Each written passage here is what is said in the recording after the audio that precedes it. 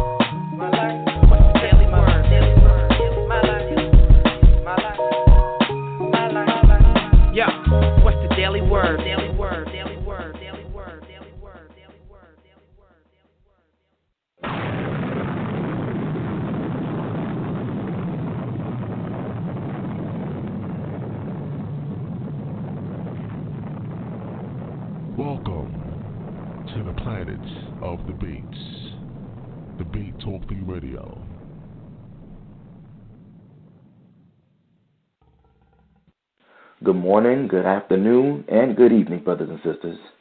This is Brother Stanley of Sin No More Ministries here to encourage you all to support Sal's Showtime on Debate Talk for You. Those that have been showing support, you have been such a blessing to this powerful ministry in so much that this show is still on the air because of your heartfelt love gift. For those who are unable to give, we are still praying that you reach down into your pocket for $1. Yes, that's exactly what I said. I said $1. That same paper that you use for that vending machine. Amen? That dollar will make so much of a difference in this ministry. If you go to PayPal and set up your account, you can do it in so much that they can only reach out $1 every month from your check. You won't even feel it. And the show will stay alive on the air because of you. You'll have such powerful debates every week for years to come. So go to www.paypal.com, then use the email debatetalkforyou@gmail.com. That is debatetalk4u@gmail.com to donate. God bless you all.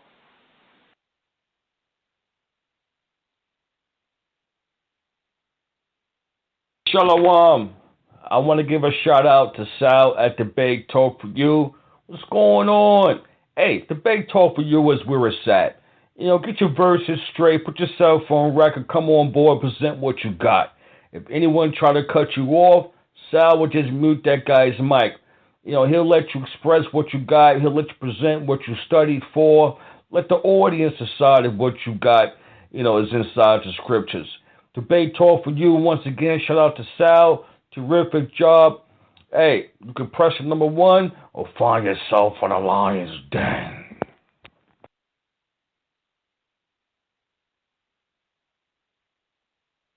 Shalom, Debate Talk for You family. This spring, when you're planning your family gatherings, be sure to purchase Tupperware, kitchen storageware, and appliances for those special occasions of building memories with your loved ones, keeping your favorite foods fresh for the spring. And don't miss out on the chance to win a 32-gigabyte Kindle Fire HD with any eligible purchase made up until April 21st. Be sure to take advantage of this offer and great deals at www.shopfortupperware.com. That's SHOPFORTUPPERWARE. Make healthy meals and beautiful memories. Shalom.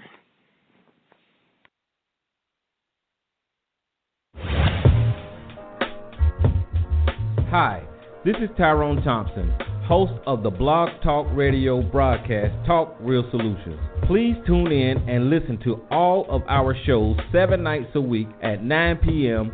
Eastern Standard Time. At Talk Real Solutions, we cover a variety of topics to ensure we speak about what may be needed in our community at any time. Talk Real Solutions is the hottest blog talk radio show going on right now. You can listen to our broadcast at www.blogtalkradio.com/talkrealsolutions or visit our website at www.talkrealsolutions.com. Also like our Facebook page at www.facebook.com/talkrealsolutions. You can call in at any time during the show and add to the conversation and offer your solutions at 1-858-357-8453. That's 1-858-357-8453. Because at Talk Real Solutions, we want to make sure you have a chance to talk real solutions.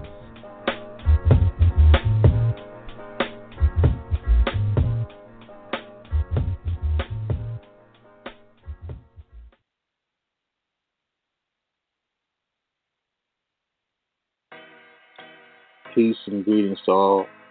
I'm a digital artist over at Epic Arts. In fact, that's my brand. Just to get right to the meat, some current examples. Matter of fact, I consider them to be great examples of the work I do. It's the work I have been doing for Debate Talk for You for about a year now. So if you want to get a feel of like just the basic thing I do, you can have a look at Sal's gallery. Other things I do include book cover design. So if you are an independent writer and you're looking for a unique book cover design, I'm the guy. My prices are pretty fair. You know, they're fairer than most, in fact.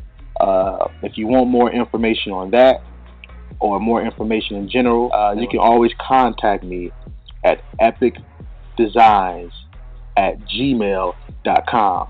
See, that's EPIK, not with a C, guys. That's EPIK. So, and designs has a Z in it. That's DEZIGNS. That's EPIK DEZIGNS @gmail.com.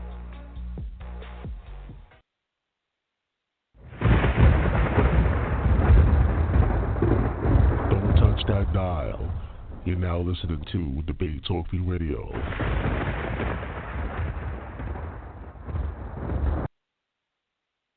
This is Renald Francoeur representing from Atlanta, Georgia. And when I'm not busy in the studio, I'm checking out Debate Talk for You Radio. Keep up the great work, Sal Showtime. Hey, what's going on, everybody? How you guys doing? Welcome to another show. You're now listening to Season 6 of Debate Talk for You Radio. Of course, I'm your host, Sal Showtime, and we are back with the Relationship Challenge. We do this each and every Monday at 8 p.m. Eastern Time. And so far, again, we've getting a lot of good positive responses in regards to this particular segment, the Relationship Challenge. Today's show is entitled, Are We to Seek Family Approval Before Getting in a Relationship? Again, today's show is entitled, Are We to Seek Family Approval Before Getting Into a Relationship? I believe Brother Awar was the one that actually selected this particular topic. So we're going to, jump right into this. But, of course, my special guests are standing by. But, of course, before we begin, I got to introduce the co-host of this particular segment, the creator of the Relationship Challenge, Amuna Israel. Welcome to the show. Thank you. Thank you for welcoming me, Sal. All praise be to the Most High, the Holy One of Creation. I pray everybody is doing well this night. How are you, Brother Sal? I'm doing pretty good. Back once again, as we always do. But, I always ask, is there anything going on, anything you want to let the people know about before we begin? Go ahead. Many, many things. All praise be to the Most High. I pray that we're all living to our highest potential or striving at least. Right now the book is coming out, the children's book, My Brother, My Keeper. It's on the way, as well as the Soul Center, which is a place that you're going to get some online courses. So definitely look out for those two things coming very, very soon to a computer near you. So definitely that's what's going on. And you could check me out, Amuna Yisrael, on all social media. All right, there we go. I like that. Coming soon, a computer near you. There we go. I like that slogan. That's a new one right there. But, let's introduce the special guest. and let's go down the line real quick. But of course, we got the regular family that's always here each and every week. So let's go to them real quick. Let's go to Awarded Swordsman. Welcome to the show. Yeah, shalom. Hey, sister, all praise to the Most High. What's up, Award? I'm good. How I sound good? I have this funny headphone. I don't know how I sound. You sound good. You sound okay. Sound pretty good. Okay. Mm-hmm. Okay. Mm-hmm. All right, and of course, the other family member we have that's here each and every week, straight out of BK, my hometown, my stomping grounds. This is Mayana. Welcome to the show. Shalom, everybody. I got that other coming from Saad after serve. Shalom, everybody. Shalom, everybody. Greetings to the listening audience, the panel, and the family. Looking forward to today's discussion. All right, and of course we have a special guest, like we always do each and every week. We invite 1 or 2 special guests to join us in the panel, and we have Brother Mercy here. Brother Mercy, welcome to the show. Yeah, I'm glad to be here. Sal Showtime, thanks for inviting me. I'm looking forward to the discussion on having parent approval for marriage. All right, man. Appreciate you, man. As usual, everybody knows the only rule that I have is that if somebody's speaking, please, everybody mute your mics. And, when it's your turn to speak, then you can, open up your phone lines. But, of course, to avoid background noises, so everybody can hear things, please, I'm going to ask the special guests to mute your mics until it's your turn to speak. And, of course, Muna is going to, open up the panel. It's going to open up with an opening statement, of course. And Award of Swordsman, I guess, you're going to open up with you, too, because, being that you picked a particular topic. But start off with Muna. And, of course, I'm going to be doing my social media thing and interacting via phone. Of course, if you want to call in, you know that number, 646-716-7320. It's pressing number 1 once you call in, and we'll add you to the conversation. By the way, for those that are new to the show, there's no foul language, people. No foul language. When you call in, got to keep it clean, keep it professional. And, by the way, the chat room is officially open for those who are unaware. The chat room is officially open. If you want to gain access to the chat room, you have to go directly to the website. Go to www.blogtalkradio.com/debate talk for you. Click on the show, Are We to Seek Family Approval Before Getting into a Relationship? And we scroll down to the bottom. You're going to see like a little box there. You can interact with me or anybody that's inside the chat room. And you can type in your questions for those that are shy and don't want to call in. You can type in your questions, and I'll read them out to the panel. All right, Amuna, take it away. All right. Thank you, Brother Sal, and welcome, Brother Mercy. And I want to just give a special shout-out and thank you on air to Brother Awar and Sister Mayana, who holds it down every week, home team, all day long, and for all the guests who come on and making the Relationship Challenge not only successful in sense of listenership, but successful in, conversation between the masculine and feminine energy. So I just wanted to give a special shout-out. Today I'm going to do it a little different. I have a quick story to read as it encapsulates this thought. And they say you can carry thought in a story. So please, this was an article as I was looking about this topic, because we do research the topics before we come on. But this is present day, 2015. The name of the story was My Mother-in-Law Brought in Another Wife for My Husband. Okay? My mother-in-law brought in another wife for my husband. Now take a listen, and then we're going to go right on into the topic as it lines up. The person says, I'm 32. I got married this year to the father of my child. Listen clearly and closely. He is 38. We dated for 17 years, and we have a son who is 7. My son is the only grandchild who bears the family name for now. My problem is that my mother-in-law won't stop making life miserable for us. She did not attend our wedding, but 1 week after our wedding, she brought a Muslim wife for my husband, saying, it is their tradition for a man's parents to select his first wife for him. She demanded that I wait for 6 months before coming to my matrimonial home, but my husband bluntly refused.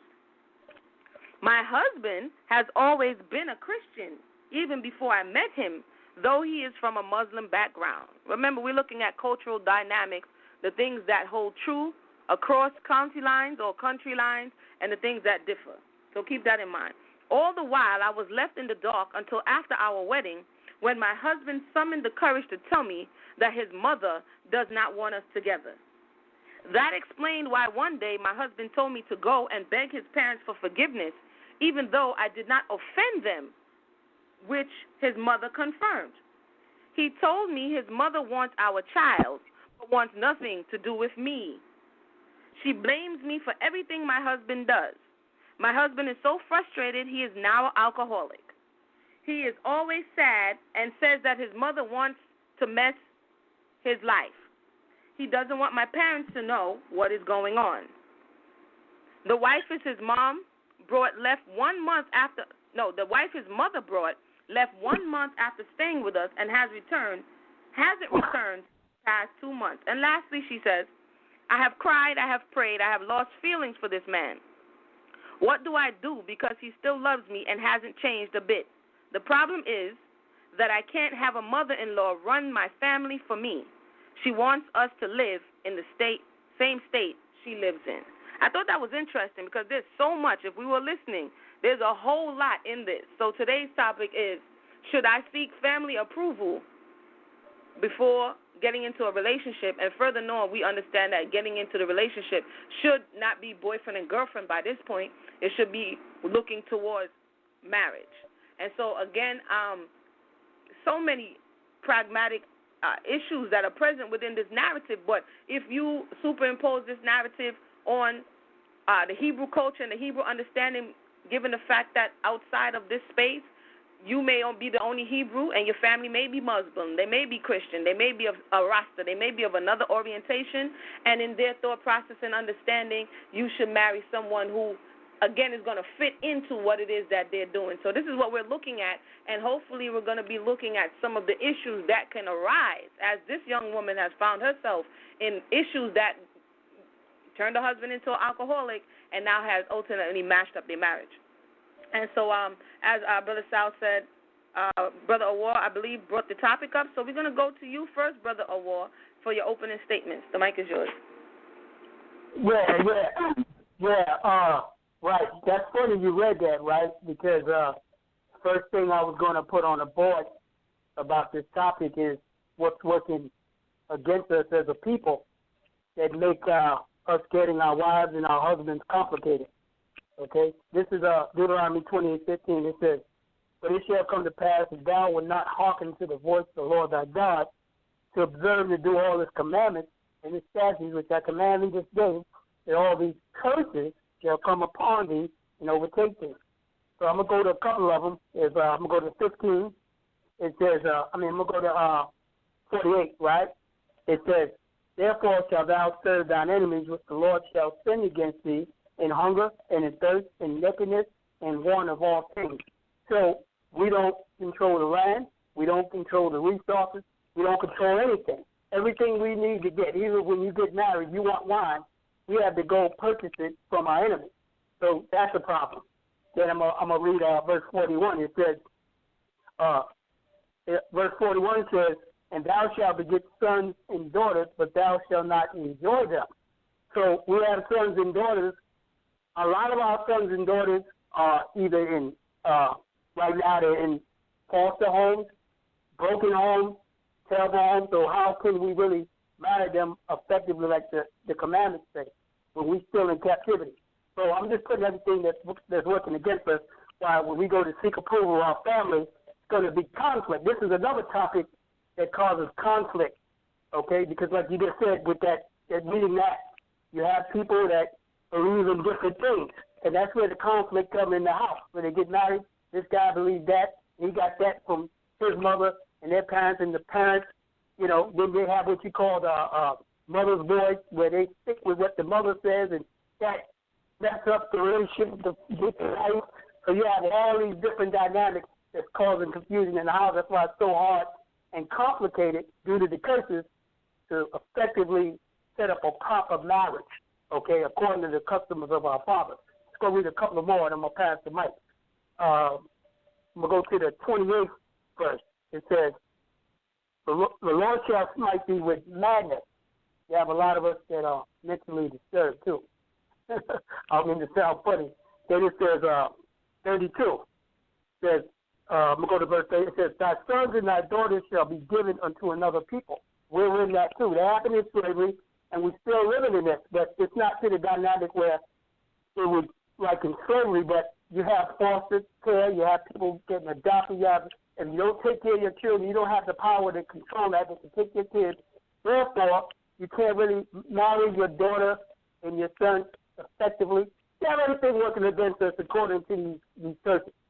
So I want to build on that. And let me read this last one. This is Baruch 3, verse 6 in the King James Apocrypha. It says, "Behold, we are yet this day in our captivity, where thou hast scattered us for reproach and a curse, and to be subject to payment according to all the iniquities of our fathers, which departed from the Lord our power. Hear, Israel, the commandments of life, give ear to the understanding of wisdom. How happeneth, Israel, that thou art in thine enemy's land, that thou art waxing old in a strange country, that thou art defiled with the dead." So the dead is all these different ideologies. So I'm just saying that's why it's so complicated to go to your parents, really, to choose your wife or get their instruction, because at the end of the day, this whole earth is engulfed in wickedness. So I'm going to pass the mic with that. I just want to set off and build from the curses too. That's it. All right, thank you for that. That was the voice of Brother Awar, highlighting the fact that the curses are present in this conversation, and they affect the way in which marriages are done and the way in which we enjoy the fruit of our labor. And that's a good that was something I want to thank you for bringing that up, because the curses affect the fruit of our hands and the fruit of our field and the fruit of our womb. And that by extension deals with marriages. So I want to thank you for bringing that up. I'm going to go to Sister Mayana, your opening statements, your thought about what was read, your thought about what Brother Awar just said. The mic is yours. Okay. Well, in response to what we are discussing, I would have to weigh in on the affirmative that I support the notion that we must be accountable to elders or family members before entering into a covenant. And we would definitely look to our ancestors for affirmation to that being the order of things. And because we are a Torah-centered people, we would necessarily need to go by our instructions, and our instructions are that the elders are the ones that move and negotiate these things. During the course of this discussion, we have prepared about a dozen examples, 12 very easily, of these particular arrangements being made by the elders because of the fact, and we've said this several times throughout the discussions, that marriages traditionally, culturally, and historic families are not individuals. And unfortunately, we are in a period of time and in space, specifically here in the United States, or in other Western spaces, where we are very individually minded. Eastern cultures and some African cultures aren't at that place yet. They are still in the spaces where they understand that these types of unions are part of a larger narrative that's inclusive of the family, in terms of what that generational wealth is going to be invested into and established through these unions. But we tend to look for what feels good to us, what pleases us, what's attractive to us and our personal pleasures, instead of how that's going to impact and affect the family at large. And I think that the account that you read to us of the young woman's current woe, having been married to this man who believed that he could adopt a different mindset and become disconnected to generations of history. And his family let him know that you don't disconnect from tradition that easily, that it's not really always about you. And we have a problem thinking outside of ourselves. And I think that those curses that Allah reminded us of is indicative of that, the fact that when we become too wedded to our own pleasures, and whether it's interesting or appealing to us, that we don't necessarily always have the insight to look at things holistically. And that's one of the benefits of having an elder or a family member looking out and negotiating for our best interest. And like I said, over the course of the conversation, we'll give examples of that playing out throughout our records in Torah, in the Tanakh, and the Apocrypha. And, it will be interesting to get the feedback from the audience and see where this goes. So with that, I yield the floor. All right. Thank you for that. That's the opening statement from Sister Mayana. And, again, for those who are listening, I know you guys are usually really active on social media. We're going to ask early that you press 1 and let your voice be heard so this conversation could kind of continue to take form and we can kind of get to the bottom of this matter with understanding and hopefully to avert any mistakes that we may make going forward. So with that, I'm going to go to Brother Mercy for your opening statements. Welcome back once again, Brother Mercy. Your opening statement, should we seek family approval before getting into a relationship or beginning the marriage process? Your thoughts? Yes, I believe we should. And I'm going to start out with a couple verses. Genesis 24, not only should we seek approval, but in this case, Abraham and Sarah, not only does Isaac doesn't really seek approval, but his parents take the authority and choose a wife for him. We see in 24 that Abraham was well advanced in age, and the Lord had blessed Abraham in all things. Abraham said to the oldest servant of his house, who ruled over all that he had, please put your hand under my thigh, and I will make you swear by the Lord, the God of heaven and the God of earth, that you would not take a wife for my son from the daughters of the Canaanites among whom I dwell. Now, this is key. Where you're located, your geographic location is so important. If you're wandering into a foreign land, it's important that parents take the initiative and choose their children's mates, because the daughters of the land were not fit for the sons of Abraham. So it is key that the parents take an authoritative. We see that with Abraham and Sarah. And then we'll fast forward to Genesis chapter 28. Isaac does the same thing as his father Abraham, because God's the God of Abraham, Isaac, and Jacob. Then Isaac said in 28, then Isaac called Jacob and blessed him and charged him and said to him, you shall not take a wife from the daughters of Canaan. Against Isaac repeats the same exact words as his father. He says, arise, go to Padan Aram, to the house of Bethuel, your mother-in-law, and take yourself a wife from there of the daughters of Laban, your mother's brother, which is his uncle. Now we see here that he gives orders to return back to his home country. The same thing Abraham did with Isaac. He took a wife from his home country. And not of the daughters of Canaan. Isaac does the same thing with his son Jacob. He tells him to go to his uncle's house and not take the daughters of the land of Canaan, because God's the God of Abraham, Isaac, and Jacob. Now, fast forward again real quick. We go to Genesis chapter 38, and we see here that the trend has been lost. You have Abraham, Isaac, and Jacob, each been arranged by their parents, but in Jacob's case, he decides not to take the authoritative position, and as a result, Judah, his firstborn, goes out in chapter 38 and marries the daughters of Canaan. And not only does he do that, if you read verse 1, it came about at the time that Judah departed from his brothers and visited a certain Adulamite whose name was Hira, and Judah saw there was a daughter of a certain Canaanite whose name was Shua, and he married her and went into her. And she conceived a boy's son. He called his name She conceived again a boy's son, and called his name Onan. He conceived yet again a boy's son, and called his name Shelah. He was at Chesed when she bore him.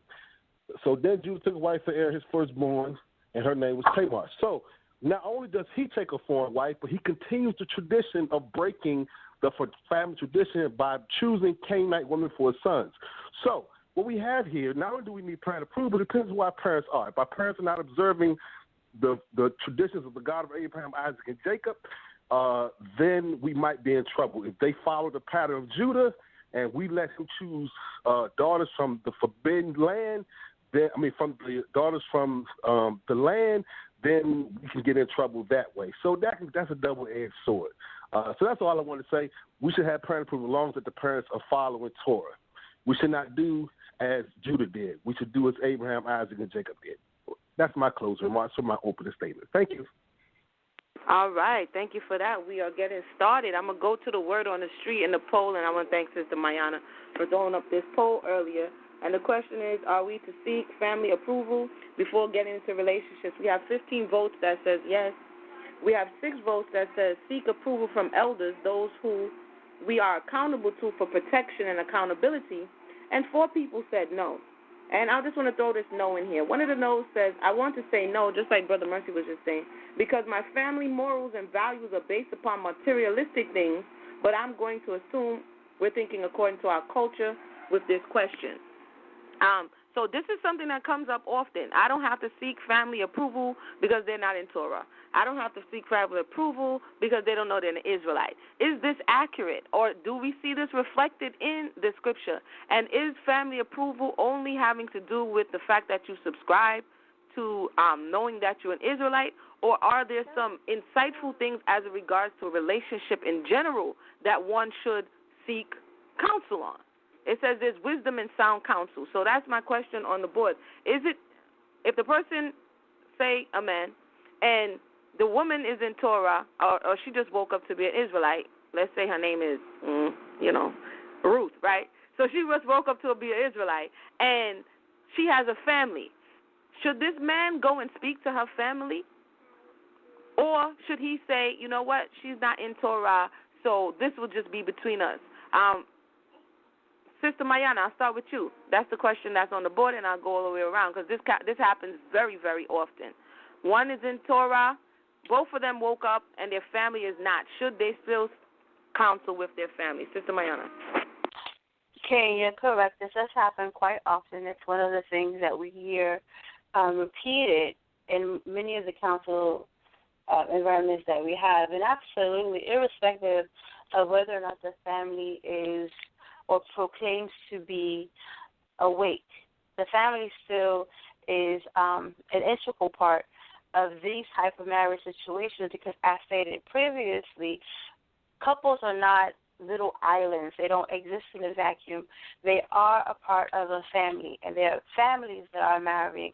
The idea that you're marrying an individual is not only is it counterintuitive, it's countercultural. And is there an example from Scripture? Absolutely. Brother Mercy began on, like I told you, there's about a dozen, and he gave you 3 of the ones that I would have gone over.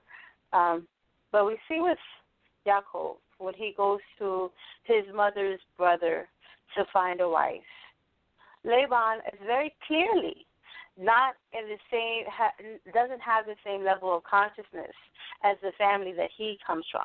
Because Laban is still dealing with idols, he's still dealing with types of divination, he isn't very forthright with some of his dealings. Nonetheless, when Jacob encountered Rachel in the field prior to going to her family, he didn't, he kissed her hello, but he didn't take her, declare her, run off with her. He understood that there was a process because he knew the law and he knew the appropriate things to do.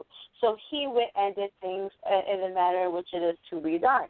And he went to Laban. He requested permission. He made sure that he was stable and able to provide for his family. All of this prior to believing that he could declare her or try to take her as a wife. So in answer to that question, absolutely, irrespective of the fact that the family may not have the same level of awareness, there's still the basic idea that your family is going to negotiate on your behalf. Furthermore, and this is another thing, we often discuss this in terms of how this benefits the woman, which it does. It offers a great deal of protection for the woman because there is a family in place that is prepared to protect her interests and negotiate on behalf of her interests. But this also benefits the men. And I'll tell you how, because men often consider this as just a barrier, but, preventing them from getting to where they want to be. But if you take into consideration her family, then you get to see what kind of environment she comes from, what kind of environment has influence on her, what kind of environment can potentially affect what's going on in your relationship later. Just a generation ago, it was very common for people to look your parents or the other family parents to say, well, who are their people? Because we understand individuals based on the people they come from, their family and that environment. So if a man is able to go to her father, her uncle, her mother, whomever has been responsible and participating in raising this young woman, he knows who he can hold accountable. How did you raise her?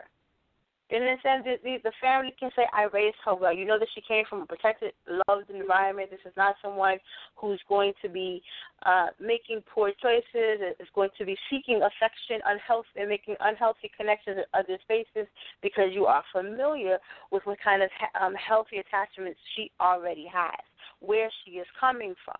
And you're not just saying, oh, okay, well, she looks good on the, when she was at the bodega, she looks very appealing to me. This is outside of her natural environment. This is just you catching her disconnected and out of context. You should be able to put a person into context and have that same kind of accountability. So there is, we get also, Sister asked, is there examples from Scripture? Absolutely. We see in Deuteronomy when a man is going to lodge a complaint against a woman, he doesn't lodge it at her feet. He takes it back to her father. What kind of woman did you give me? This is what I was expecting. This is what I got. Who's his complaint with? It's with her father, because that accountability is there. And that's what we're saying. So there's also the sense of, yes, she has protection, but there's also a protection in it for the husband, because there's a place of accountability, a place for him to, a place of reference for him. So absolutely, the families have to remain involved in these relationships, because there's I think that in one of our segments outside of this particular platform, and I like to stress the word context. Context is so super extra important, and that's what family is. Family provides context, and that as long as you keep things within context, meaning keeping it within the family structure and that family environment, then you have a better idea of what you are involving yourself in, and what you are getting when you begin to engage in these kinds of relationships. So prayerfully that was clear, and I will yield the floor with that. Thank you for that. That was the voice of Sister Mayana. The question is still on the table. The question is, if the person's family member is not in law, quote unquote, should you still seek approval, or should you still approach their father, their mother, their brothers, their family, concerning their daughter? Brother Awar, the mic is yours. Okay, I'm gonna be straight with it, and this is a fact. And I'm gonna read these two scriptures, and then I'm gonna give some experience I had. Okay, when I first came in this understanding. This is 1 John 5 verse 19. It says, "And we know that we are of the Most High." That's us that's called in this understanding. Then it says, "And the whole world lies in wickedness." This is a fact. Okay, and this is where it gets very complicated. And I want to read what the Son of Man said, then I'm going to go into it. It says, this is Matthew 10:34. It says, "Think not that I come to send peace on earth. I came not to send peace, but a sword. For I have come to set a man at variance against his father, the daughter against her mother, and the daughter-in-law against her mother-in-law." Okay? "And a man's foe shall be they of his whole household." Why does that conflict happen? Why does that happen? And I'm going to lead up to the question. Because it rounds off to, you want to do the right thing, and they don't. The family members and friends don't. And I had a situation when I first came into the truth. I was going to the school, and I was in the car with the wife at that time with her and her brother. And her brother's a government agent, right? And he asked me, he said, "Where are you going?" Because he took the initiative to play the father. Because her father, he was there, but he wasn't really involved in her life. So he being the oldest brother, I guess he felt he should take the initiative to scrutinize who she deal with. So I'm going to the school. He's like, "Where you going?" Like I was a child. When people say something to me stupid, I always look back, like, "You talking to me?" So I looked back, see he was talking to somebody else, and I told her, I just ignored him. I said, I'll talk to you later. So to make a long story short, being that she wasn't hard in my belief like I was, he manipulated her, and that's just her behind my back. She said, where you going? She said, well, he's an Israelite. He's going to the school.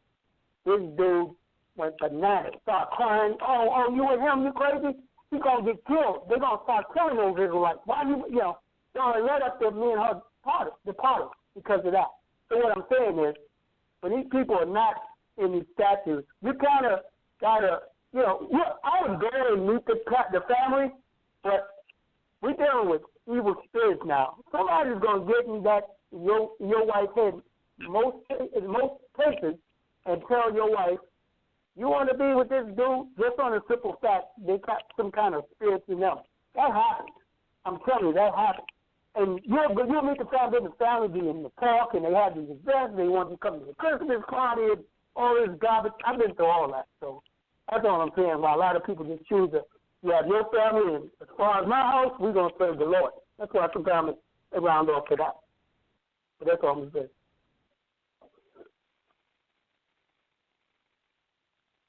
All right. Thank you for that one, Brother Awar. You raised some interesting points. I'm going to let Brother Mercy come back, and then we'll talk about it. Brother Mercy, the same question is on the table. If the person is not in law, should the male or should the counterpart still seek approval from that parent, authority figure, guardian, or should they use the thought that because they're not in it, then it really doesn't matter?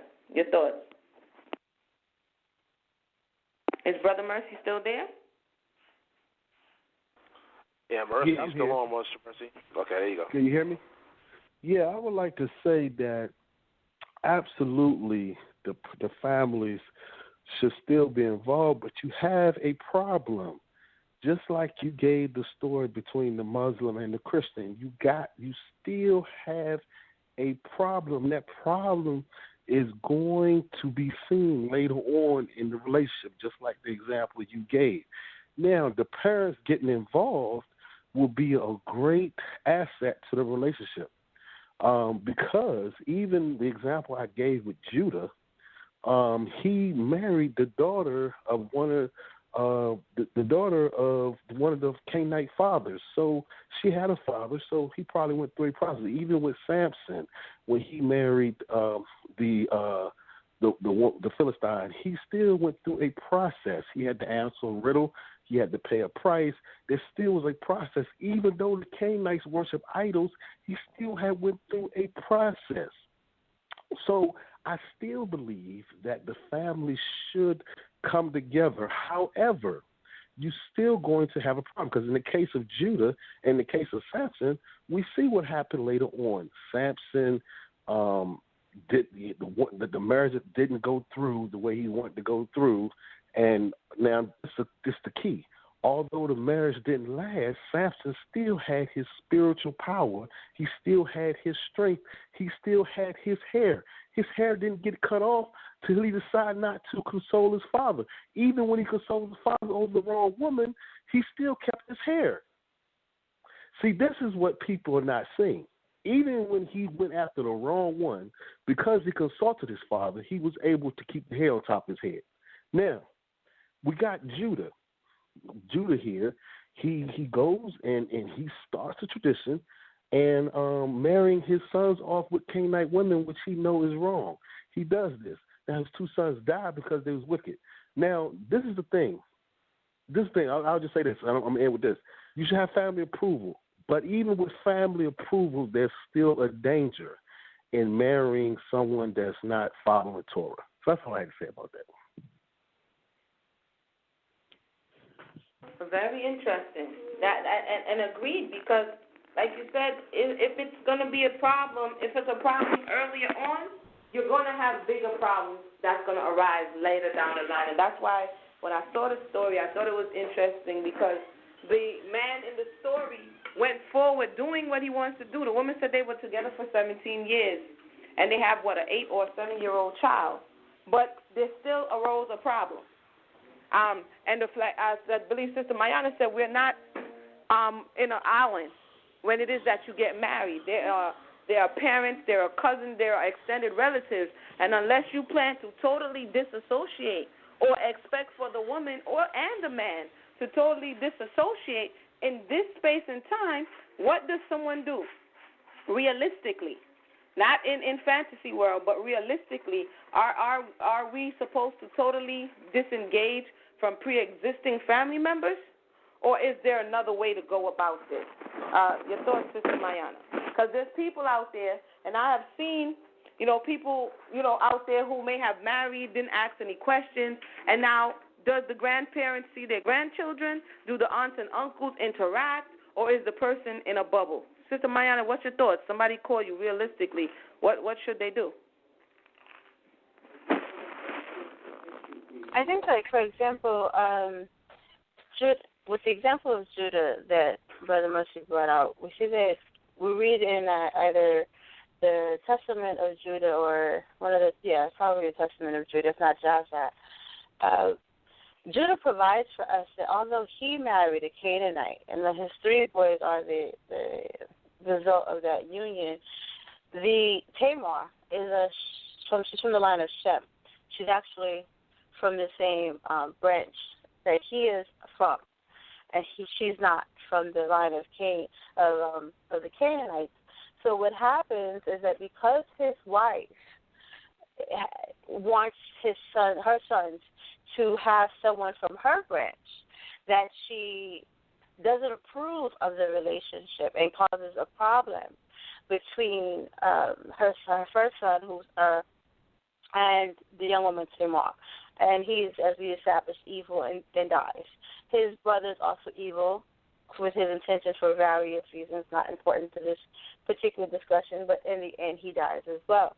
The third son, because the mother, according again to this extra-biblical account, these extra-biblical accounts, she interferes and takes Selah and promises him to someone of her people, which is why Judah is not permitted to fulfill his promise to bring Tamar back. And it inspires us when we go back to the biblical canon account of how that all plays out. But I say that to say this, that because of the fact that there is that kind of disharmony where Brother Mercy does point out that the person is not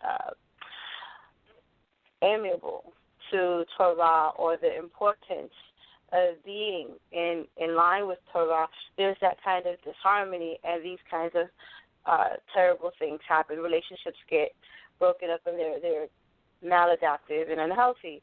We saw, for example, in the problem that the young lady had that you read about earlier, that because they decided to circumvent or altogether usurp the authority of his parents, even to this, I would see here that he disassociates himself from his culture, chooses a woman outside of the culture, even carries on a relationship with her for almost 2 decades. But when it comes time to make her a legitimate wife, the family becomes involved, because you cannot marry a person and not be able. From what you say, they're not even in the same state, and the mother is still being this kind of influence because she is still his mother, and there are still these cultural expectations that he is attached to, even though she's coming in as an outsider. Now, had they decided not to be disingenuous and gone to the mother and the family a 4th time and said, listen, this is who I want to be with. Maybe if she had accepted or at least respected the culture, we don't know. But whatever happened, because they chose not to be respectful of the culture that her husband was coming from, these kind of predictable consequences were the result. And that's what happens when you don't consult families. And this is why we see, for example, we talked a bit about Laban. We see that Naomi, even though Naomi is not her blood relative, she is the elder in the situation. Ruth makes no decisions. Ruth does not choose Boaz. She has no idea what the levirate is or how it's conducted. She sits in the cut, and all of the Hebrews around her are conducting what's going on. Naomi is initiating. Naomi is instructing. Naomi is instigating. All of these things are being done without Ruth. Ruth does not choose Boaz. She doesn't happen upon Boaz. She is basically instructed that she's going to marry Boaz. And Boaz isn't even like the first on the list. Boaz said, listen, if the guy who has an entitlement to you marries you, then that's what it will be. But if he doesn't, then I'll do it. But it's still not this is not a match that is done between lovers. This is something that is being culturally motivated and culturally orchestrated. And, people are very proud of the fact that, through these unions, Dawid and the first century Messiah are the result of those kinds of orchestrations. We see with Esther. Esther's father passes away. For whatever reason, he becomes not a factor in her life. And so her cousin, Mordecai, becomes the one who is responsible for her. And part of those responsibilities, he takes upon himself finding a match or creating this situation where she becomes married to the king of Persia. But this is something that her family member is making. This is not a father, because very often we find that women are not being raised by their fathers, and so men are using that as an opportunity to say, okay, well, she doesn't live with her father, or women are saying, well, I don't know my father, I don't have my father, so what do I do? There are other extended family members who can fulfill that role. We have elders that can fulfill that role. There are times and spaces and past precedences where even if you don't have your father who is actively negotiating on your behalf, then others can do it. In the Apocrypha, when Tobias or Tobit, I always get those two countries, is going to marry Sarai, his father is home. His father has not gone on this journey with him because his father's already experiencing blindness. So in this particular account, the negotiation between her father, so there's still her father and her mother on that side of the negotiating table, and a relative, a person, we find out later that it's a malak, posing as a relative, but he negotiates the terms with her. The adults are negotiating the terms. Neither Sarai nor Tobias is doing anything. The father is doing full disclosure about the fact that 7 men before him have attempted to become the husband of his daughter. Full disclosure, so he knows what he's getting into. The angel acting on behalf of his family accepts those terms. They sign whatever paper. There's a written instrument between them, and these things get done. And this is what is the method of our people. We do things in this very orderly fashion. We are a people of accountability. We are a people of order. We are a people of integrity. And so these doctrines that suggest that we are a selfish people, a self-indulgent people, and a people that are satisfied with humping our ways into holy covenants, having nothing but sex between us like mere animals, then we see that this just does not bear out in the volume of any of our texts, and that order is always at the forefront. We spoke earlier about how all of our forefathers have benefited from this, participated in these ways, and that these are the prescriptions that we have provided for us, delineated for us in our text. I'll make one final statement before I yield the floor. There are those that may feel like, well, this is a very cold way to construct a relationship. How does one then find any type of joy in that kind of relationship? And in fact, to be honest, love and attraction was not one of the things that was used to motivate our covenants. However, our scriptures are not inconsiderate of the fact that there's a human element involved in this. There is the overarching issue of family, but there is a human element.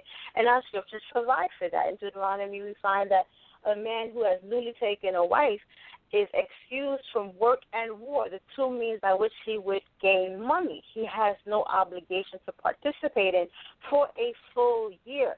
the scripture provides that this is for the express purpose of staying with his wife to make her happy. Now, this shows two things. That one, the happiness of the woman is important to our culture. This idea that the woman's happiness is not important, that the only thing that is driving is whatever the men want to do, or this idea that the families are negotiating for their own purposes and their own interests. The idea that the woman is not important, or that the health of the relationship is not important, is completely disavowed by that one verse. The second thing that we find is that the scriptures understand that because these couples very, very likely don't know each other, because the families have made these decisions on a broader scale, that for a full year they are tasked with doing nothing but getting to know each other and making one another happy and making one another comfortable. And so in this way, it's not that our culture, because other cultures do this as well, but our culture has this built-in kind of safeguard for the health of the relationship. Yes, we're arranging your marriages. Yes, it's more, we're thinking about how this is going to benefit us generationally. Yes, but we do understand that there's a human component between the couple, and the couple has to connect on some level. So for a full year, they're tasked with doing nothing but getting to know each other and becoming comfortable with each other, which serves the ultimate purpose of the woman feeling comfortable enough to submit to this man she doesn't know. But so I wanted to interject that fact while we're making this overall discussion about this kind of sense of a lack of agency and a lack of individuality, and not allowing the conversation to wax cold and impersonal, because it's not the Torah. It's cold and impersonal, and without consideration of this very human need of affection and reciprocity. So with that, I will yield the floor. Thank you. Toda Rabah. Toda for that. That was the voice of Sister Mayana. For those who have just joined us, we're speaking about, do you need to seek family approval? And I would just say, before I go to Brother Sal and check and see what's going on in social media land, is that sometimes we get so into what scripture is that, what scripture is that, what scripture is that, sis, what scripture is that, that we lose the value of wisdom, hakma. And so this is why we have these discussions, so that we can go, the testimonies are there for our learning, for our edification. And just because someone did it doesn't mean it worked out right. And so when we say things like either yay or nay or whatever it is that we come to, and we use some of these testimonies to say, see, such and such did it so I can do it, it's also wise to look at the end of the matter. And if you want your end of the matter to somehow end up like their end of the matter, then go in that direction. But as we're hearing so far, it's very important to know what type of family the man and the woman comes from. Not only what type of family they come from, what type of family are they still at this point? Are they going to be that thorn in your side? Are they going to be that issue that could potentially break up your home in the future? You understand? So all of these things is a wise individual perceives danger and hides themselves. So if you see a dangerous situation, just to run up in it just because I can do that, it could be problematic at the end. But Brother Sal, are you there? What's going on in social media land? Is there any questions or comments?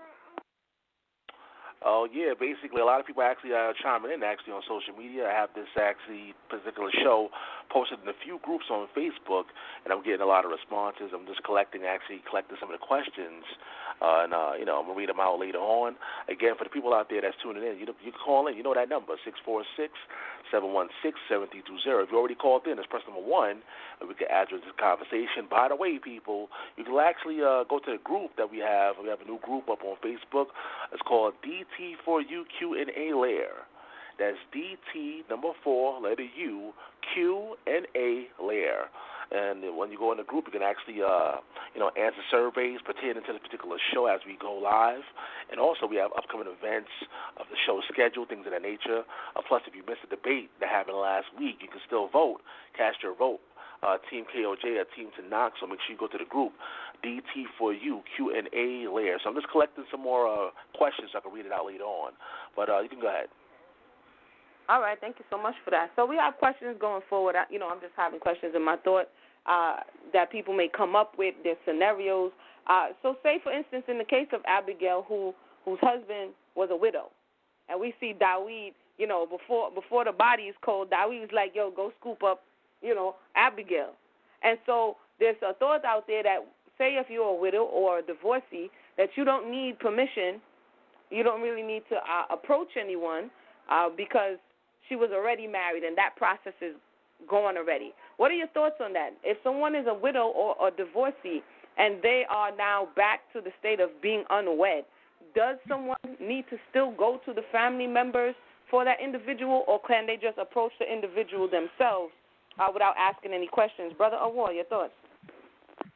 Yeah, like I said, I would advise, you should go meet the family and, figure it out, see if everything's cool. And even if they don't believe and you believe, could you work with them? You know what I'm saying? That they're not getting in the way of what you and your family's about. Make sure if you send your kids to see their grandparents, the grandparents say, look, I don't care what they're doing over there. You're going to eat your pig butt family. So, even if that, like you said, if they were, no, that don't matter, okay, because you're dealing with a whole different person. So when you marry somebody else, that's a whole different dynamic. That's not the same people. So you should go and check out the family. Make sure that you can at least work with them if they don't believe what you believe. That's just my opinion.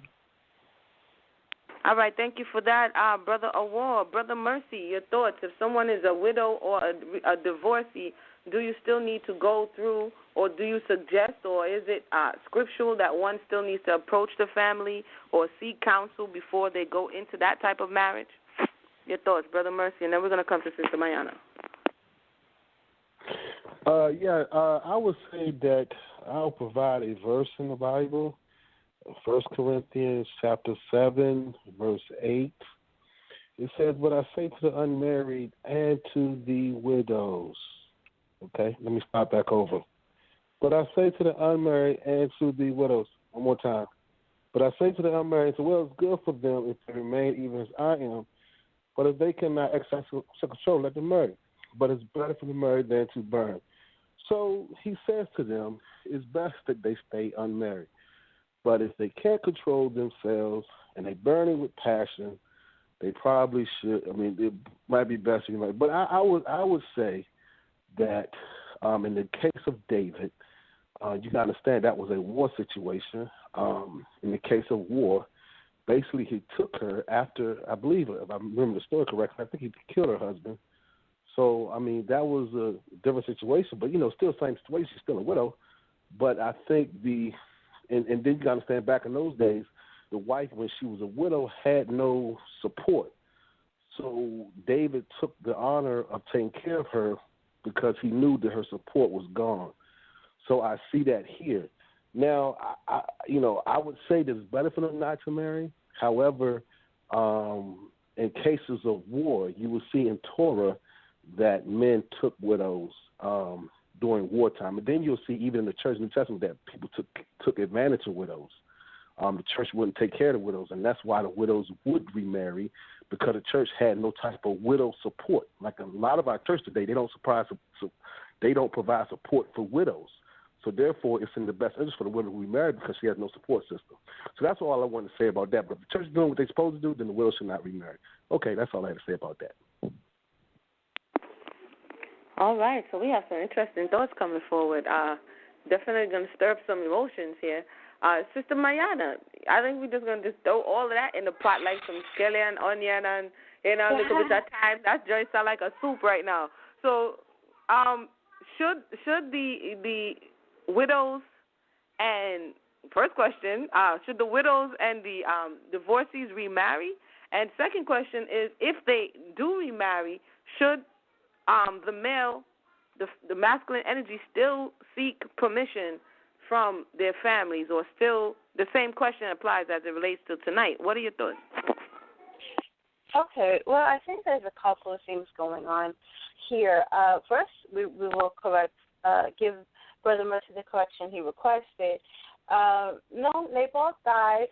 The Most High struck him down. He wasn't a case of war at all. In fact, what David does is not at all magnanimous. It is not a altruistic move on his part. It is he usurps the law, because the law says that she is the widow, and as a widow, Nabal's family had the first obligation to supply for her and to provide for her. If Nabal had any brothers, all of them had the first right to her, which David, before the body's even cold, just sends for her because he wants her with no regard for the law. Domestic David is off on all. We can praise him for his leadership. We can praise him for his military prowess, but he is an absolute mess domestically. So that's, I'm not a fan of ancestor worship. He made grievous errors in terms of his marital behavior, that being one glaring example. Abigail should have been given to her in-laws for them to provide for her. Furthermore, Hebrew law provides for widows. The fact we see Ruth gleaning in the field, not because of anything other than it is the right of the widow, the stranger, and the orphan. And that what we were told is if we owned fields, that we could gather, but we couldn't take everything. That we had to leave something behind for the widow, the orphan, and the stranger. And so the widows were provided for by our Hebrew law. There's never a point that a widow is not provided for.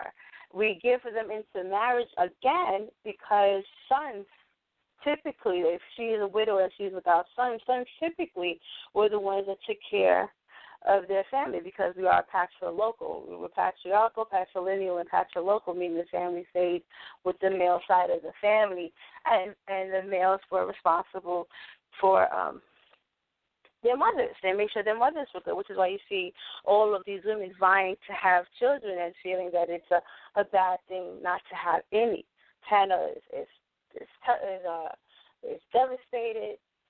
Raquel is devastated while Leah's having all of these sons. There's a lot of things going on behind the scenes with that. Finally, with Paul in his 1 Corinthians 7 discussion, we discussed this: is it better to marry or to burn before? The fact is that the 7th chapter is dealing with the fact of celibacy has become an issue in the churches, because all of the major leaders or the major examples are all celibate at the time that these new churches are being established. Paul at this time is not married, so celibacy looks good.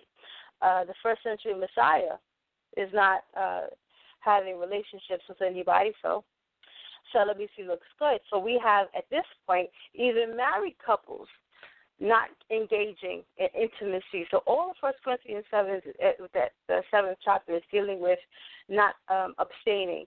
When we get to the portion where he is talking to the widows and unmarried women, more than just this idea of celibacy is at play, because there is a law that penalizes the widow and unmarried women if they don't get married. So he has to address that. He was like, if you choose not to get married, then I think that it's good for you not to get married. But if you have to get married, then you should. It has a lot more to do with this, a burning, because all of us know that if you're burning, then you're on a very low vibration. That is not how you enter into a holy covenant. What kind of wisdom is that? If you're feeling horny, by all means get married. That is there's no way. That's not a holy foundation. Oh, you're horny. That's not horny. Is not a foundation to build a marriage on. So we need to believe that Paul is not using that as an impetus for a holy covenant. And so what we want to go back to, having addressed those issues, that should a widow, even in the terms of widowhood, absolutely, because like I said, widowhood has a law within our culture. That law is known as the levirate. And within the levirate, all family members are involved. There is no need to go back to her family, because the family she married into has taken responsibility for her. There was no reason to go to Tamar's father again for Onan once her father brought her into once her father gave her to Judah's household with the understanding that she would marry he understood that household would take care of her. So the second son assumed the obligation of taking care of her. The third son would also assume that obligation. So, and in the time between the second and the third son, Tamar was sent back to her father. She was not left to wander in the street. So there's always the case that a woman is still protected or assumed to be a protected space.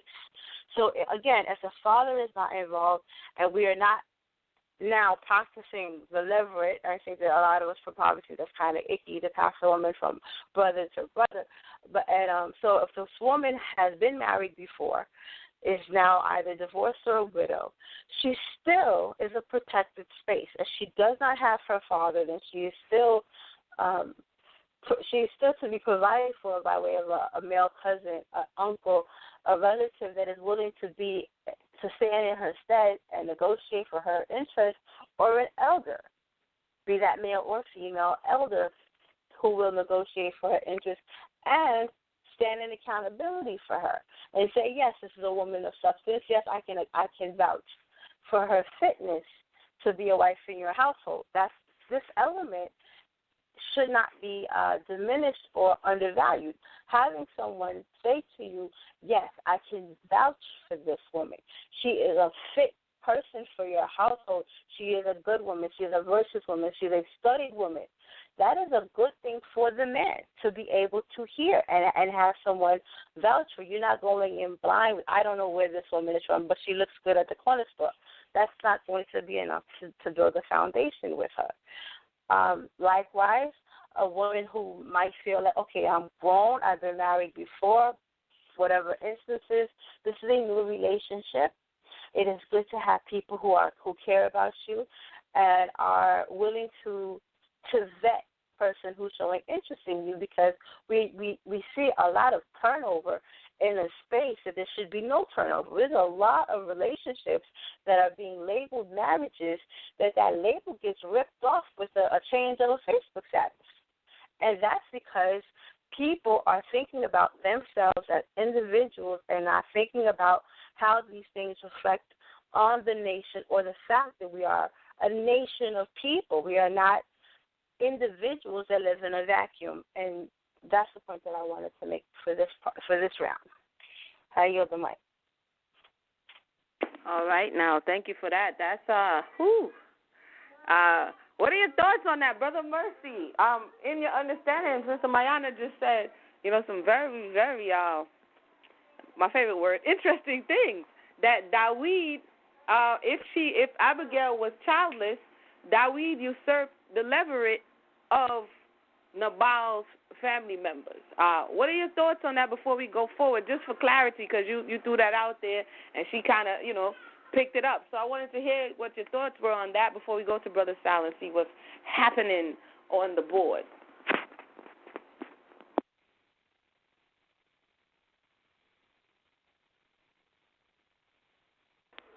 Brother Mercy. Yeah, you probably muted, Brother Mercy. Yeah, hello? Yeah, I'm here. Okay, we can hear you now. Yeah, I was going to say that, I went back and read the story while she was talking, and, the Lord did kill her. I went back and killed him, her husband, struck Nabal, and he died.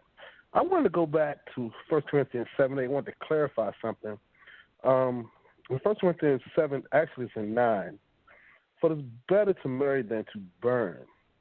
Now, the with passion part, a lot of people may not notice, it's the inserted part. It's the inserted part, which means it's not in the original. I never said that she should marry if she's horny. I never said that. I said with passion, as the scripture says. Now, I wanted to clear that up, first of all, because I don't think Paul is telling her, to first of all, I don't even think he's telling her to remarry in the first place, because I'm against remarriage, as we had that discussion already. I'm against that. So I wanted to clarify that. But what I wanted to say is going back to the support system, because in the New Testament it does talk about the church negating their responsibility with widows. It talks about it. We have several instances of that. happening and occurring. It's even occurring today because a lot of our churches are about building bigger churches. If you pay attention, you will see the same very thing is going on today. The elderly and the widows are not being cared for by the church. They're receiving governmental assistance. Okay, first of all, so that's a problem because from a biblical standpoint, the government is not supposed to take care of us. It's supposed to be the institution of Torah. So I need to make that clear. So we could act like the Torah, we're abiding by Torah and we're taking care of the widows. I know for the most part that's not true. Maybe in your jurisdiction that may be true, but for the most part that is not true. So in that case, I see even with David, I didn't say he said what he did was right. I said he took on, he decided that this is what he wanted to do. David done that plenty of times, with Bathsheba. Look at David. He wanted Bathsheba. He went and got her. He a king. He's thinking like a king. He thinks he gets what he wants. So, I see that here. And so I just want to say, and then Nabal and him go back and forth. You read the story, they're going back and forth. I knew about disagreement going between her husband and David. They having disagreement because Nabal says, I don't even know this man, David. I don't know none of his young men. I don't know David or his young men. And that was the whole contention. That's how it all started. Because Nabal didn't know David. And if I had a wife, I didn't know some man approaching me, and I don't know him, I'm going to be the same. Well, dude, I don't know you. Step off. You see what I'm saying? So I can see Nabal's side to this. So, yeah, the Lord killed him, but he decided to take the initiative and decided to take Abigail. That's what he decided to do. Whether it was right or wrong, whether the whole contention, whether the whole disagreement was right or wrong, we can argue that back and forth. I'm trying to figure out why David in this man's business in the first place. That's my whole thing. But that's another subject. But I just wanted to say though, to close that, this little particular thing, that I really believe I'm against remarriage in the first place. So I think the first marriage with her husband dead stands. And, she shouldn't remarry in the first place because that's remarriage. If she marries somebody else, it's still remarriage. Even though her husband's dead, it's still remarriage. So I'm against that too.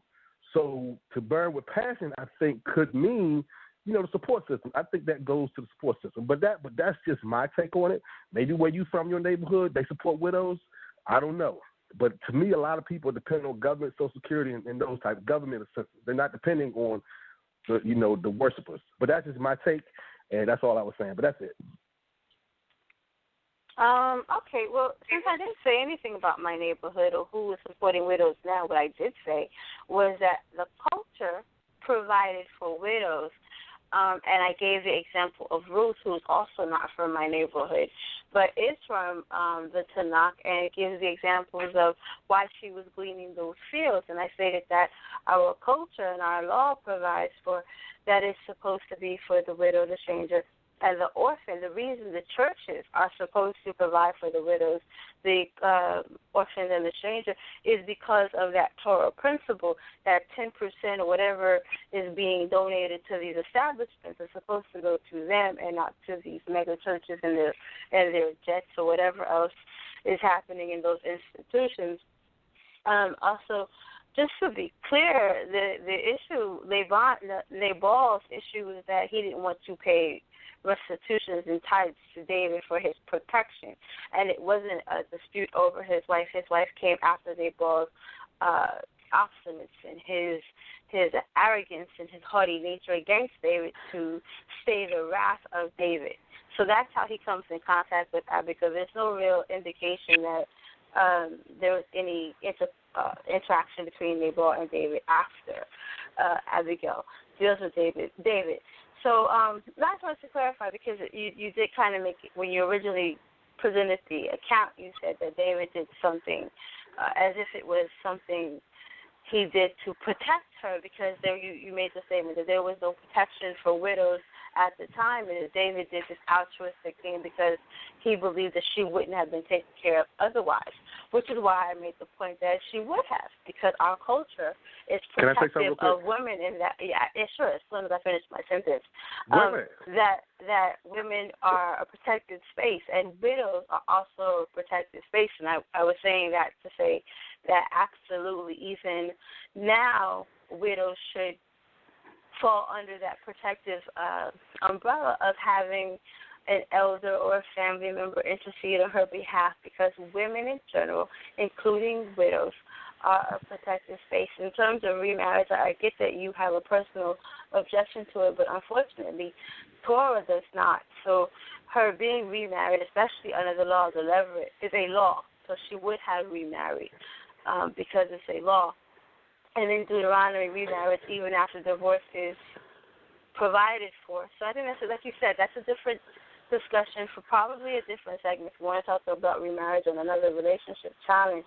But I just wanted to be clear on why I said what I said, and that it wasn't meant to be oppositional, but rather informative about the topic that you rightfully presented, because it's an excellent example of what we're discussing. So, again, I would like to thank you for bringing up that example, because it's an important contribution to the conversation. And I'll stop talking so that you can say what you want to say. Yeah, I was going to say real quick, I don't recall Nabal ever asking David to protect him. So, again, David is not minding his own business. He's in this man's business. That's the point I was making. And you will see that in the story. Nabal never asked this man to help him. So he again, you can make the argument of David does a good thing and he thinks he deserves to get paid for it, but Nabal never requested his services. So again, going back to my original point, yeah, the Lord definitely killed this man, but at the same time, David is over here in this man's business. I know we don't want to talk about that, but that's really how this man died. Because if David had not got involved with this man, the Lord may not have, the story may have ended differently. I don't know. But I'll say this. It started with David, because even in verse 4 says, when David heard in the wilderness that Nabal was sharing his sheep, David said, so we got here, I don't ever see Nabal asking for David's help. So that's the problem I see in this. David is all in this man's business.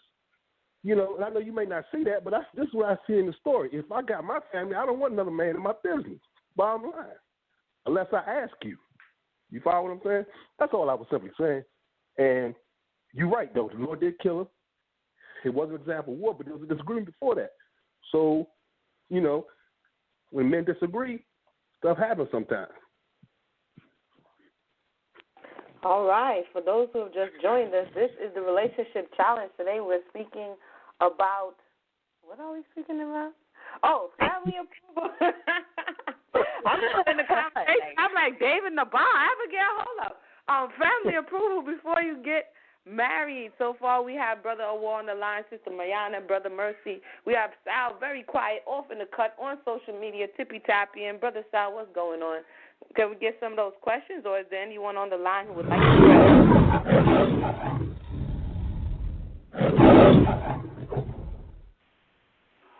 All right, so I'm about to drop some of these questions out here to the people on the panel real quick. Again, it's a very edifying show. Hopefully, you guys take down your notes. And again, everybody that's listening on social media, on Blog Talk Radio, you are welcome to call in. You know the number by now, 646-716-7320. Once you call in, simply press number 1, and we'll add you in the conversation. And once again, we have the group on Facebook, DT4U Q&A Lair. That's DT4U Q&A Lair. You can actually answer some of the surveys pertaining to the show that's going on live right now, and also see upcoming events and shows that's coming up on the platform, Debate Talk for You. But I do have some questions, but let me see the phone lines. I think I have, let me see. I'm actually seeing a caller here that says live. I never saw that, but let me open it up and see if this person has a question or not. I don't know where they're calling from, but do you have any questions or comments? Let me know where you're calling from. If you're out there, it says it's live. That's all I see, live. Can you hear me? Hello? Yeah, how you doing? Can you hear me? Can you hear me? You talking to me? Oh.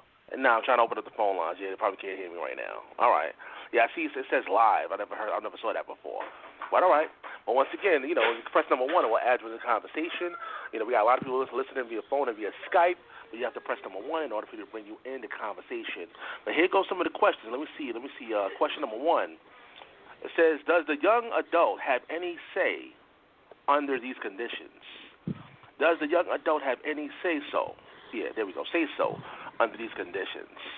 Let's go to Mayana. Well, although it's a good question, thank you for that. Although yes, the adults are making this decision, if we look to the example of Rivka, who's fated to be Isaac's wife, we see that although the servant goes to her father and basically tells him this is already a done deal because it's the will of the Most High, her father asks her, "Are you sure you want to go? Like, is it something you want to do?" So that question is there for Rivka to consider. So although the adults are doing this thing, like I said before, the Torah is not completely oblivious to the human element. The idea is simply that adults are making this decision because they are more cognizant of things like we know who the family is, where the family is from, that this is, we're an endogamous society. We're an endogamous culture historically. So, yes, the short answer to that is yes. The couple does, for the most part, have some type of say-so in terms of how they feel about the match. But they don't often have the last say. So we see that with Yaakov. He went and did everything he was supposed to do. He goes and he entreats Laban for Rachel, but Laban, being the eldest there, what he did was he executed the traditions of his people, and he married off the eldest daughter. That's what it was. That was the order of things where he was, and as the elder, he made that decision. So Yaakov really didn't have a lot of say-so in that. So there is the yes. In some cases, they are consulted. Their opinions are weighed, and in others, no. So that's pretty much something that would happen with the family, a relationship that you have with your family, that they will consider how you feel about it. Sarai and I believe that Tobias was consulted. His thoughts were weighed, and he was initially against the match because he had heard about Sarah having 7 previous men interested in marriage with her, and he heard about their demise, and he was afraid. And he spoke with his elders, and he was assured that was the woman for him, and he accepted the will of in this case it was an angel that was talking to him, and that marriage went through. So to say that there's absolutely no discussion, that's probably not a usual thing, but ultimately families go along with what their parents want them to do. All right, brother. Award of Swordsman. Does the children, or not the children, the young adults, have any say-so when it comes to these circumstances? What are your thoughts? Okay, this is Ecclesiasticus in the King James Apocrypha 7, verse 23. Hast thou children, instruct them, and bow down their necks from their youth.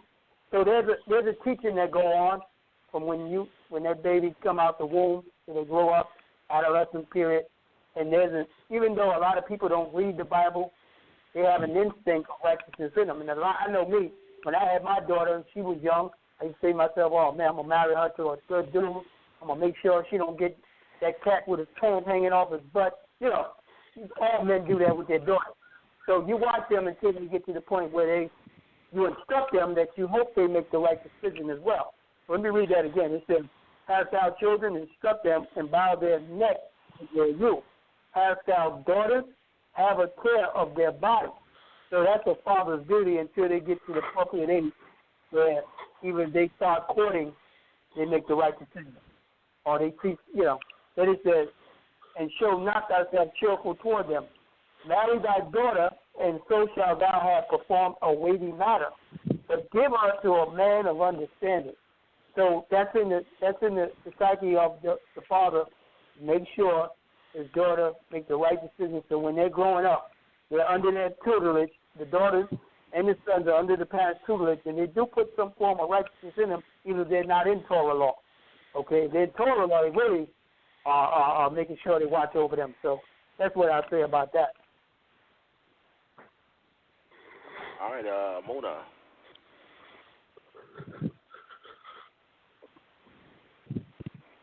Yeah, by the way, I hear some breathing in the background. So it's mute your mics if you're not speaking. Mute your mics. Mona Israel, are you there? Oh, I'm here. The babies is over here summoning me to baby court. I'm right. here. I think Brother Award just brought out a very interesting scripture that I would have to say, if this is something that along the way, like he said, like the scripture says, that they were instilling the parents, not just the father, the mother too, are instilling into this child, then prayerfully this is going to kind of secure the situation from your child being attracted to foolishness in the first place. And in the second place, that would mean that the parents are aware, and yes, the child does have, or the young adult does have a say. We see in the case of Samson, he had a say. And his parents said, well, can't you find somebody else? So it wasn't totally totalitarian, you know what I'm saying, are you going to marry who I say or else, that kind of vibe, because, again, that's going to lead to a miserable environment for your child. So hopefully there's balance in it, and hopefully there's balance on both sides. And that, like Amor just said, for me, starts from a very young age. And being that, because the parents are the first model for what a suitable mate looks like. So in our hopes that our children marry suitable mates, we have to model that for them from childhood. So that's my thoughts. Definitely, and as Sister Mayana pointed out, even Rebecca Ribquah, she had a choice. They said, you want to go? You understand what I'm saying? And it wasn't like totally, on some next stuff. But, that's my thoughts. I relinquish the mic. All right, Brother Mercy. Does the young adult have any say-so under these circumstances? Yes, I think so. As we go back to 1 Samuel 25 again, we see David. Look what David is doing. If you look at David, and see this, and I'm glad she brought this story up, because now I just saw some stuff, because the same thing happened to me. Some dude saw my grass high, so he felt that he's going to come over and cut my grass, and then he asked my permission. He just came and started cutting my grass. The dude is trespassing. He don't even realize it. He's doing a good thing, but he didn't ask my permission. So I see the same thing with David and Nabal. He going over there in this man's business, So I see that. So do children have a say so? Yes, they do. Yes, they do. But the parents should overshadow. And David asked his father, was it okay to marry Abigail? David asked his father, was it okay? David didn't go to the elders and say, well, can I go over Nabal's house and get in his business? He didn't say that. You see, David, his parents are not involved in the situation. So, yes, but the parents should still be involved. And so I think parents should be involved. But David did go through some stuff when he married Saul's daughter. That's another story. But I just wanted to say that's why David is the way he is, because when he went through his parents, a lot of bad things happened to him. And I keep talking about that, going back to that. You can go through your parents, get their approval, but bad things still can happen to you. And so I think that's why he's alone here. But, to answer your question, short answer, yes. All right, people, once again, want to get some of your thoughts on social media. You know that number, 646-716-7320. I have a few more questions, of course. And shout out to the people that's actually shared it on their personal page on Facebook. Letting people know that Debate Talk for You is live and on the air. And also some shout out to the people that's making comments in various Facebook groups listening to the show live. But before we go on, of course, I got to let you guys know about some shows that's coming up. Next Monday, of course, we do this every Monday at 8 p.m. Eastern Time. We have the Relationship Challenge Volume 11, where the topic will be Infidelity, Should I Stay or Should I Go? Once again, the topic will be Infidelity, Should I Stay or Should I Go? As a matter of fact, we already have a special guest lined up. You may have known his brother if you check out the YouTube. Antoine Dotson will be here joining us live next week, Monday, on Debate Talk for You Radio. And after that, the following Monday after that, we're going to have another show that's going to be Volume 12. And the title of that show is 5 Major Reasons Why Brothers and Sisters Separate. 5 major reasons why brothers and sisters separate. And actually, we got to come up with some more topics after that because no more, no more TRC schedule. So we're going to come up with some more topics after that, and we're going to pretty much. Oh, by the way, we're going to end the Debate Talk for You season 6 late June. So we're going to end the season late June. Of course, we always come back September, Debate Talk for You Radio. So we got some more shows lined up for you guys. But let me go on to the next question, though. Let me see the next question here. It says, in 2016, in this democracy that we all live in, how can you tell your kids who to marry? How long would it take for you to make up your mind on who your kid should marry? Some parents don't think anyone is right for their seeds to engage in holy matrimony. All right. Let's go to a water swordsman. Want to answer that question? Yes, sir. That was my premise of bringing out the condition of the world where you have a lot of complications. So I'm going to read this is Isaiah 60:2. For behold, the darkness shall cover the earth and gross darkness the people. So that's where we at too. We have to reason from that aspect of the darkness that's covering the earth where like that question there, you have some fathers that they think nobody's good enough for their little daughter. You could be a solid dude. And they still like, nah, man, I've had that too. I've dealt in a situation like that. I know y'all probably say this guy was. But anyway, where the father like, look, this dude is not good enough because he was selfish and he wanted his little girl to be in his life and handle business that he had her handling and all that. You have that too. You have parents that's dependent on their children as far as handling their business, and they don't want no interference. And when they get mad at that, so they look for every little discrepancy with the man, so you can't, I don't like his hair, I don't like the way he acts, and watching and scrutinizing and seeing if you make a mistake. So that's why your foundation got to be on what you and the woman want. Y'all got to be on one accord. That must be the foundation out of anything, because those family members can ruin everything. But I'm going to pass the mic on that.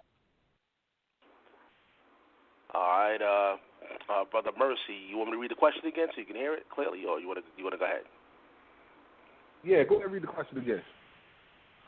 All right, and once again it says, in 2016, in this democracy that we all live in, how can you tell your kids who to marry?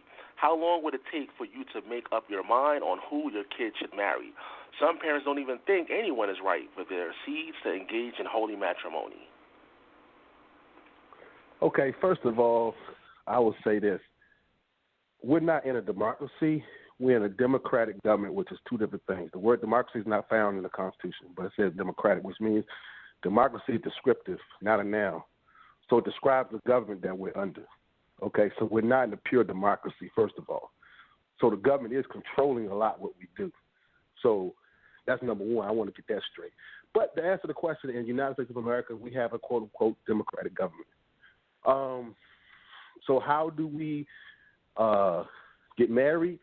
Well, in a lot of times, even in this country, people do ask for the blessing of the family. A lot of times, the father or the mother may give their blessing to who their children marry. We have a similar custom in our tradition today where the families come together during the marriage or they give their blessing. So I say it's still possible. It's very possible. It's just that, you have to be willing to implement the principles of Torah. And that's why our divorce rate is the way it is. I mean, we got over 50% divorce rate. Why?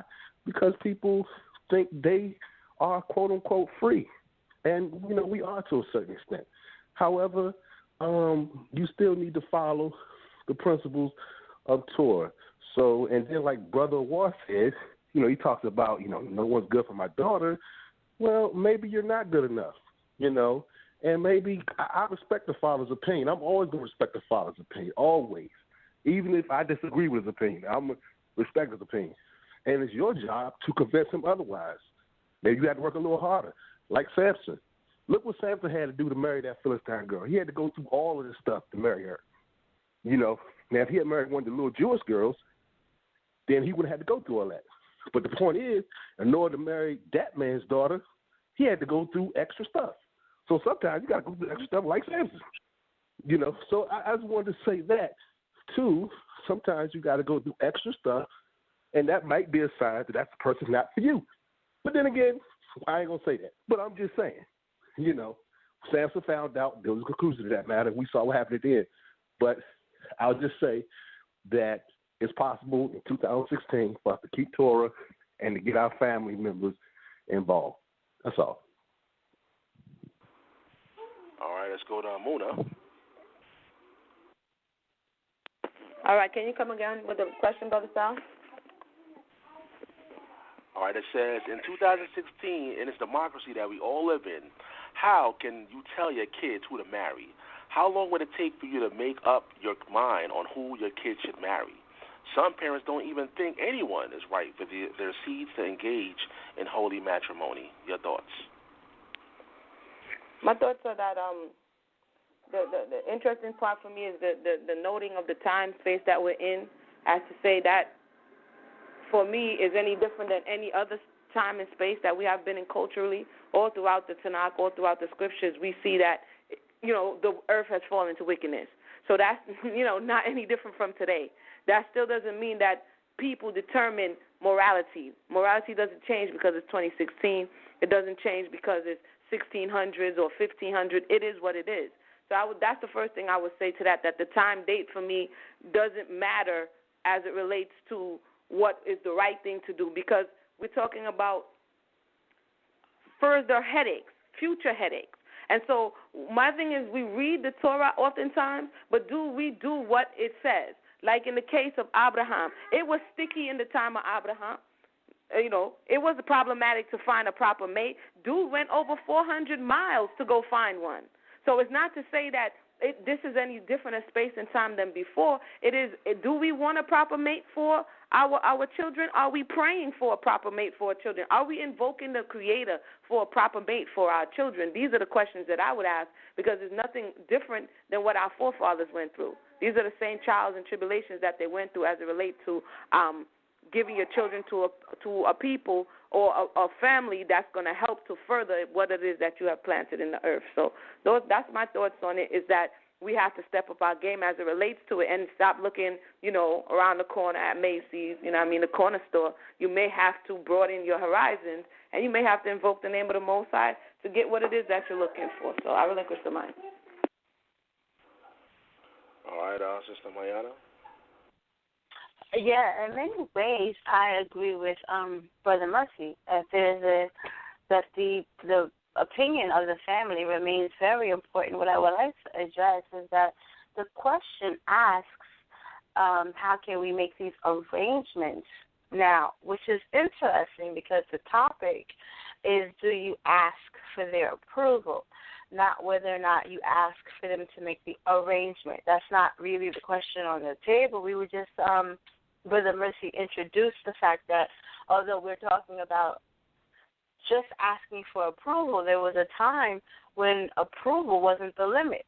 The parents were much more hands-on and had a more intimate influence on how these arrangements were being made, period. So the fact that we're only discussing whether or not you go to them for their blessing and for their approval kind of speaks to a great deal of attitude from those original examples that we were giving you of Laban and Naomi and Mordecai and Jethro, which we didn't get to, with Abraham and Rebecca and Tobit and so on, that those things were actually in place in our culture. So to answer your question, it's not a matter of arranging for the child. I actually arranged my daughter's marriage. I did that when she was several months old, so it wasn't a problem.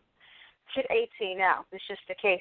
In terms of democracy may be what's going on outside my house, but not inside my house. There's no democracy inside the house. It's the instructions of her parents that run what happens inside of the household.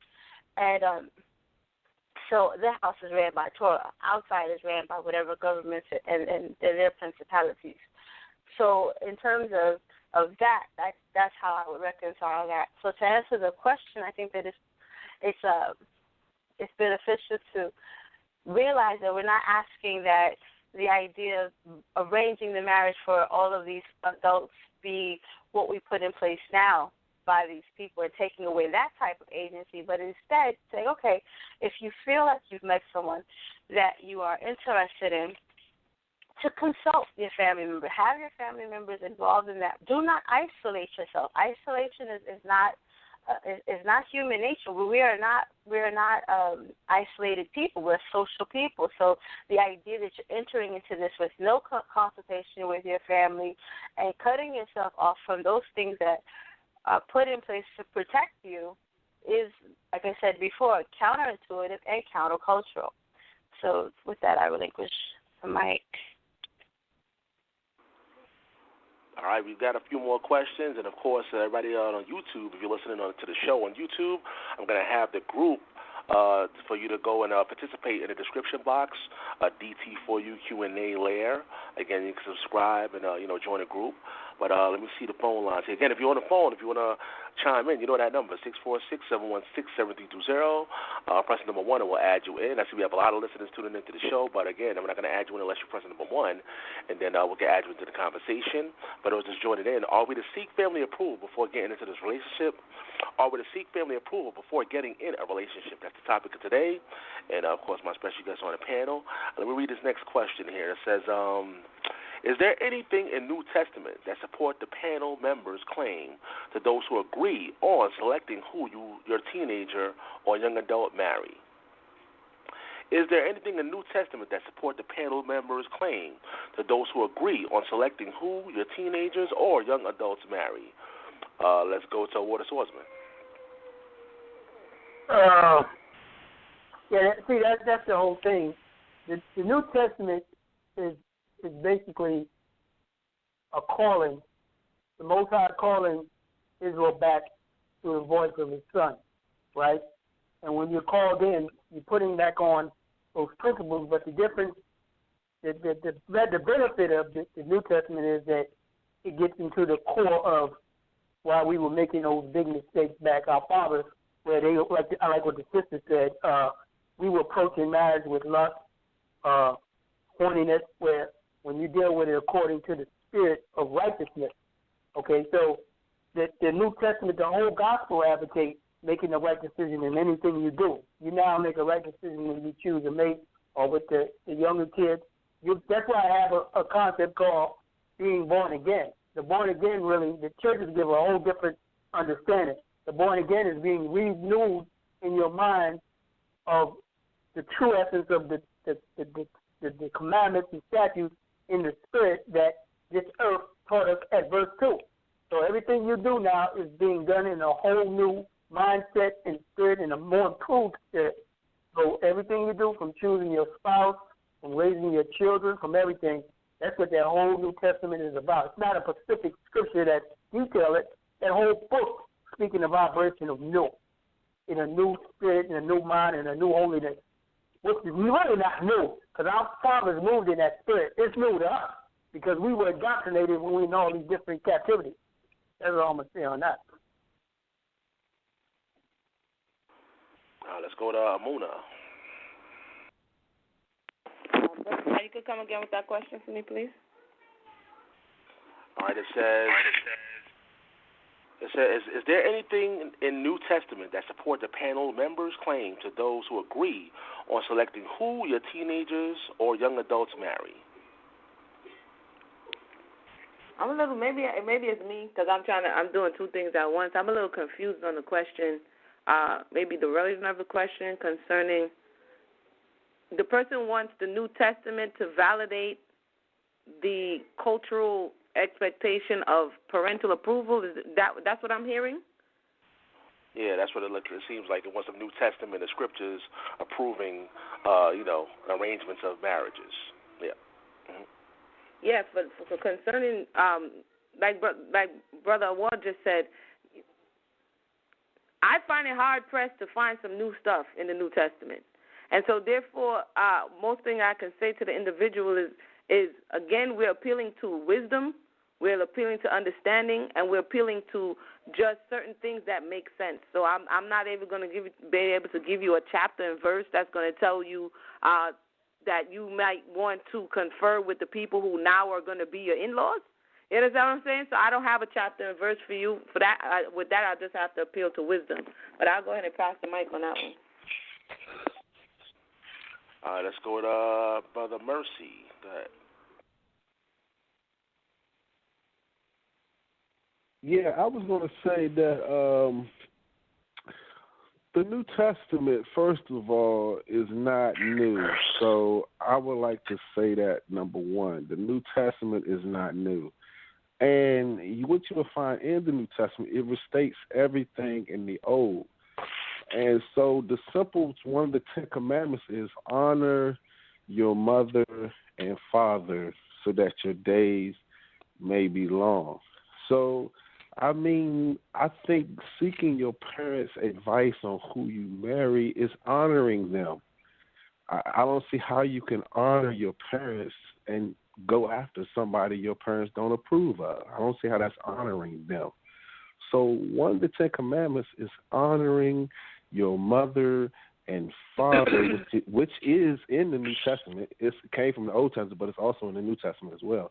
Honor your mother and father is recorded in the New Testament. So I think that you must honor your mother and father, in that you honor them by seeking their advice and who you should marry. But, yeah, that's what I would say. The New Testament verse is one of the Ten Commandments, honor your mother and father. Mayana, go ahead. All right, Shalom. So the question is whether or not the things you're discussing is found in the New Testament. Like the rest of the panel, I find that interesting since the New Testament is in the first century, and even then, none of these letters existed, so everybody would be referring back to Torah. But since this person is asking for a first century look back, absolutely it's there. Paul, in his first letter to the Corinthians in the 7th chapter, the 37th verse, beginning at the 36th and ending around the 38th verse, 36 says, but if any man thinks that he is acting unbecomingly towards his virgin daughter, if she is past her youth, and if it must be so, let him do what he wishes. He does not sin, let her marry. So we see here, and it goes on, and it's still talking about the interaction and involvement of her father in this decision. Again, that's the first it's labeled the first letter to the Corinthians. It's not the first letter, but the 7th chapter, beginning with the 36th verse. So you can go and look at that. The other thing we've been discussing is the levirate, and we see the levirate mentioned also in the first century letters. You can look in Matthew, for example, where the question is posed to the first century Messiah: what happens when a woman is married to a man and then he dies, and then she is then married to his brothers, and so on until she's married to 7 men before the end of her life? That's because the law of the levirate has been initiated and executed, and this is a time that this is obviously this is still in current practice, that this is something that the person is consulting the Messiah about.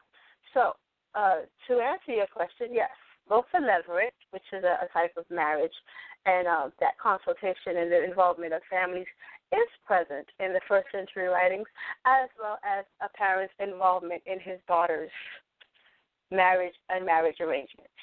I hope that was helpful. All right, once again, the number is 646-716-7320. Simply press number 1 to add you in the conversation. I believe I have maybe one or two more questions. Let me see. Next question is, what if you approve your young adult's marriage and years later it goes south? Is there any accountability on the parent's part? Okay.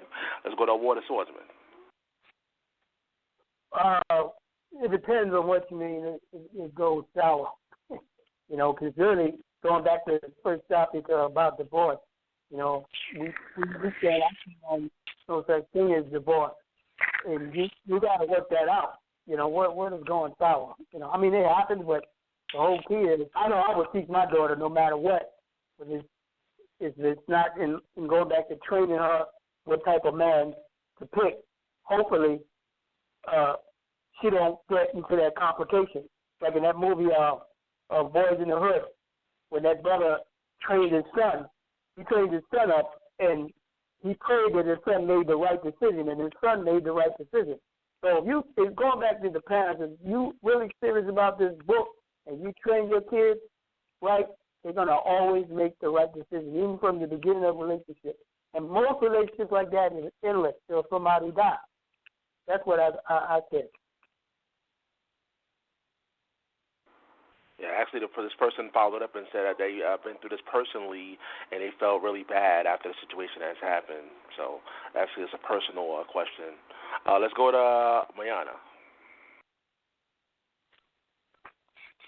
Personal accountability. I think that once the marriage is underfoot, that a lot of what happens within the couple happens between the couple.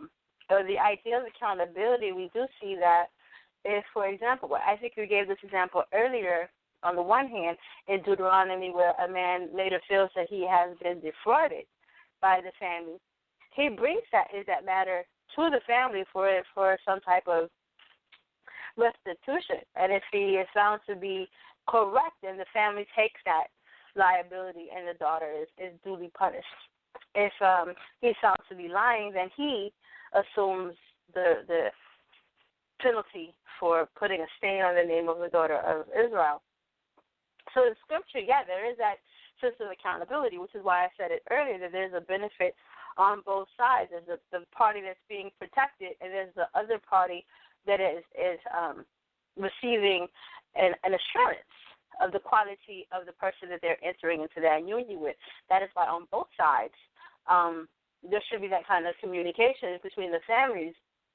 Now, I don't know the details of the querent's personal experience, so it would be hard for me to really reply on that side. I don't know if the families assume that type of accountability, or to what extent both of the families remained a part of the marriage and accountability. So I don't know. That there are variables there that I can't really address on that personal level. But on the Torah side and how it's presented in Scripture, absolutely, that type of accountability is present and accounted for. Brother Sal, are you still there? Oh. Can you hear me now? Hello? Yeah, we can hear you now. Okay, yeah, some technical stuff going on, Blog Talk. All right, let's go to Brother Mercy. Brother Mercy, go ahead. Yeah, I would like to say that going back to my earlier point where I talked about what happens when parents are not exactly following Torah as they should. I believe I gave the example of Judah,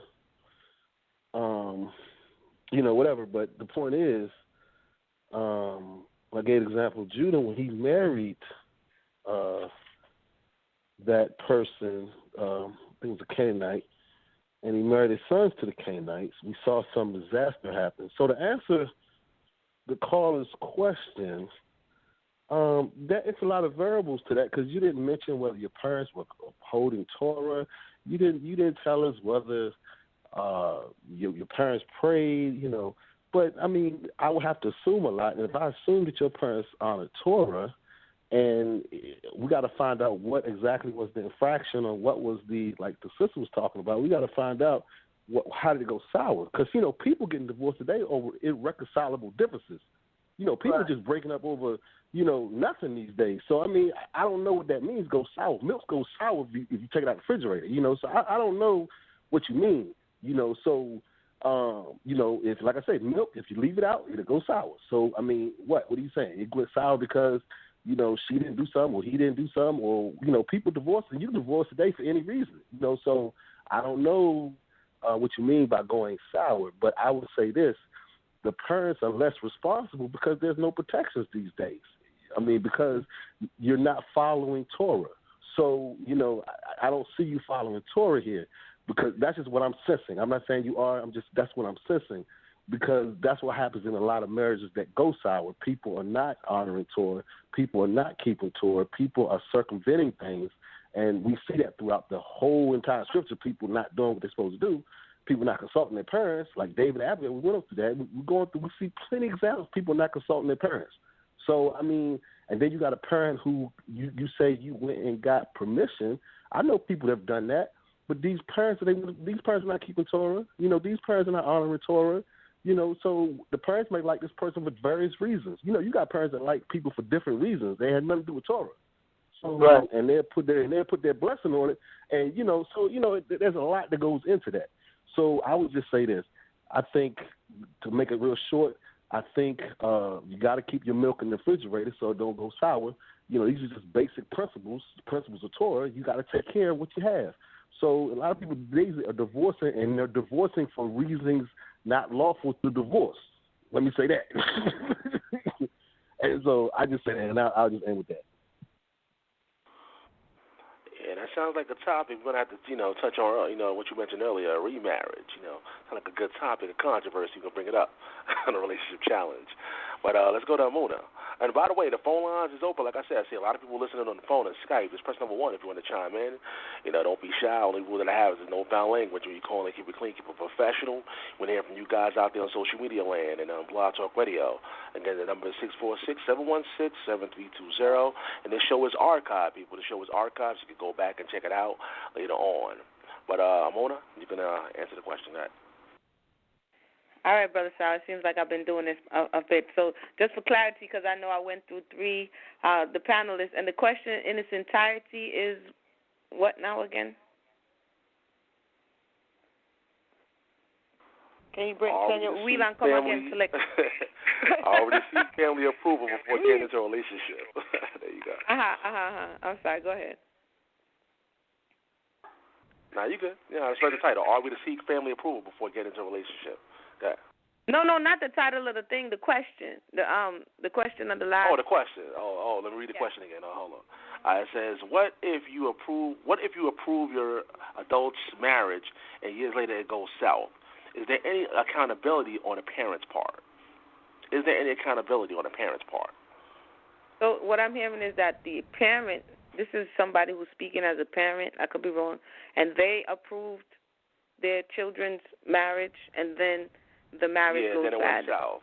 Yeah. Right. And as a matter of fact, that person, if you can follow up so we can get some clarity, I'll gladly read it out to the panel. So, feel free to, send more clarity. But go ahead. Right. Yeah, that's what I'm hearing. So, there's many things that happen here. The title of this show was basically about entering into the covenant. And like Brother Mercy brought up, I wanted to bring it up. The children were running around, and I'm glad he did bring it up about the 5th commandment and honoring. And so being the fact that all of this happened, and now they're into the covenant, the parent doesn't go up in the covenant like, me, you. The parent is the one who's transferring these rights or these authorities, but now the onus is on the couple. You understand what I'm saying? So whether or not it was revealed before time, as it relates to this conversation, if that's what happened, then that was what was supposed to happen concerning the respect level and the approval. Like Brother Mercy said, we don't know why the milk was left out on the counter or what happened for the whole issue to go south. That would be like going deep into the business. But, again, that is in a space where now the couple is responsible, unless it is that the parent feels like they totally overlooked something or that they made a decision or gave their input in a biased way. That's the only reason where I would say, it's like somebody saying, man, I knew that, and I didn't say anything. You understand? And this is the only way in which I could see that it's an accountability where you knew that it was going to be a stumbling block and you didn't say anything. You wanted to go with the flow and, you wanted to make everything run out, and it did, and now you feel bad because you saw that a long time ago. In that case, in that scenario, I would say, yes, the parent would have some accountability because you saw and you did not say. But as it relates to this specific situation, I don't have enough information to really make a decision or really fully give my understanding on it. But like I said, for all of us, because this also happened in my personal life and in a situation where you saw something, and it's like you saw something was going to potentially be a problem, and you had to say something or be quiet and just go along with it. And if you was quiet and then it came out later, you were a little bit accountable for that. How far does that go? I don't know, but I relinquished the mic. I think I hear somebody. Is that Brother Awar? Yeah, I was agreeing with you. That's all. He got the amen choir going over there. King, brother. What? But brother Sal, yeah, that's. All right, we have somebody on the phone line, and once again, people, this is your time. The show is archived, so you can always go back and check it out. You can go to youtube.com/debatetalkforyou, blogtalkradio.com/debatetalkforyou. You can even go to the iTunes podcast, where the show is absolutely free. And again, you can check it out on iTunes, and it automatically uploads to your system, whatever you have. So the show is archived. Let's go to the phone lines, though. Let's go to 661-857. You're live on air. Yes, I would say the first question before you could ask that question to get everybody on the same page would be, at what point in the development of the child, whether it be a man or a woman, would it be acceptable for both parents to allow the child to go out and interact in a dating manner or a courting type of manner, to have the opportunity to make this decision as far as life mating and marriage. So I would just kind of ask the group, what's their views on the courtship activities of children, and at what age would they consider those things to be acceptable according to what God's Word says? What impressions does God's Word give the members of the group as far as that is concerned? All right, anybody in particular you want to call out to answer the question? You can go ahead. Anybody in particular?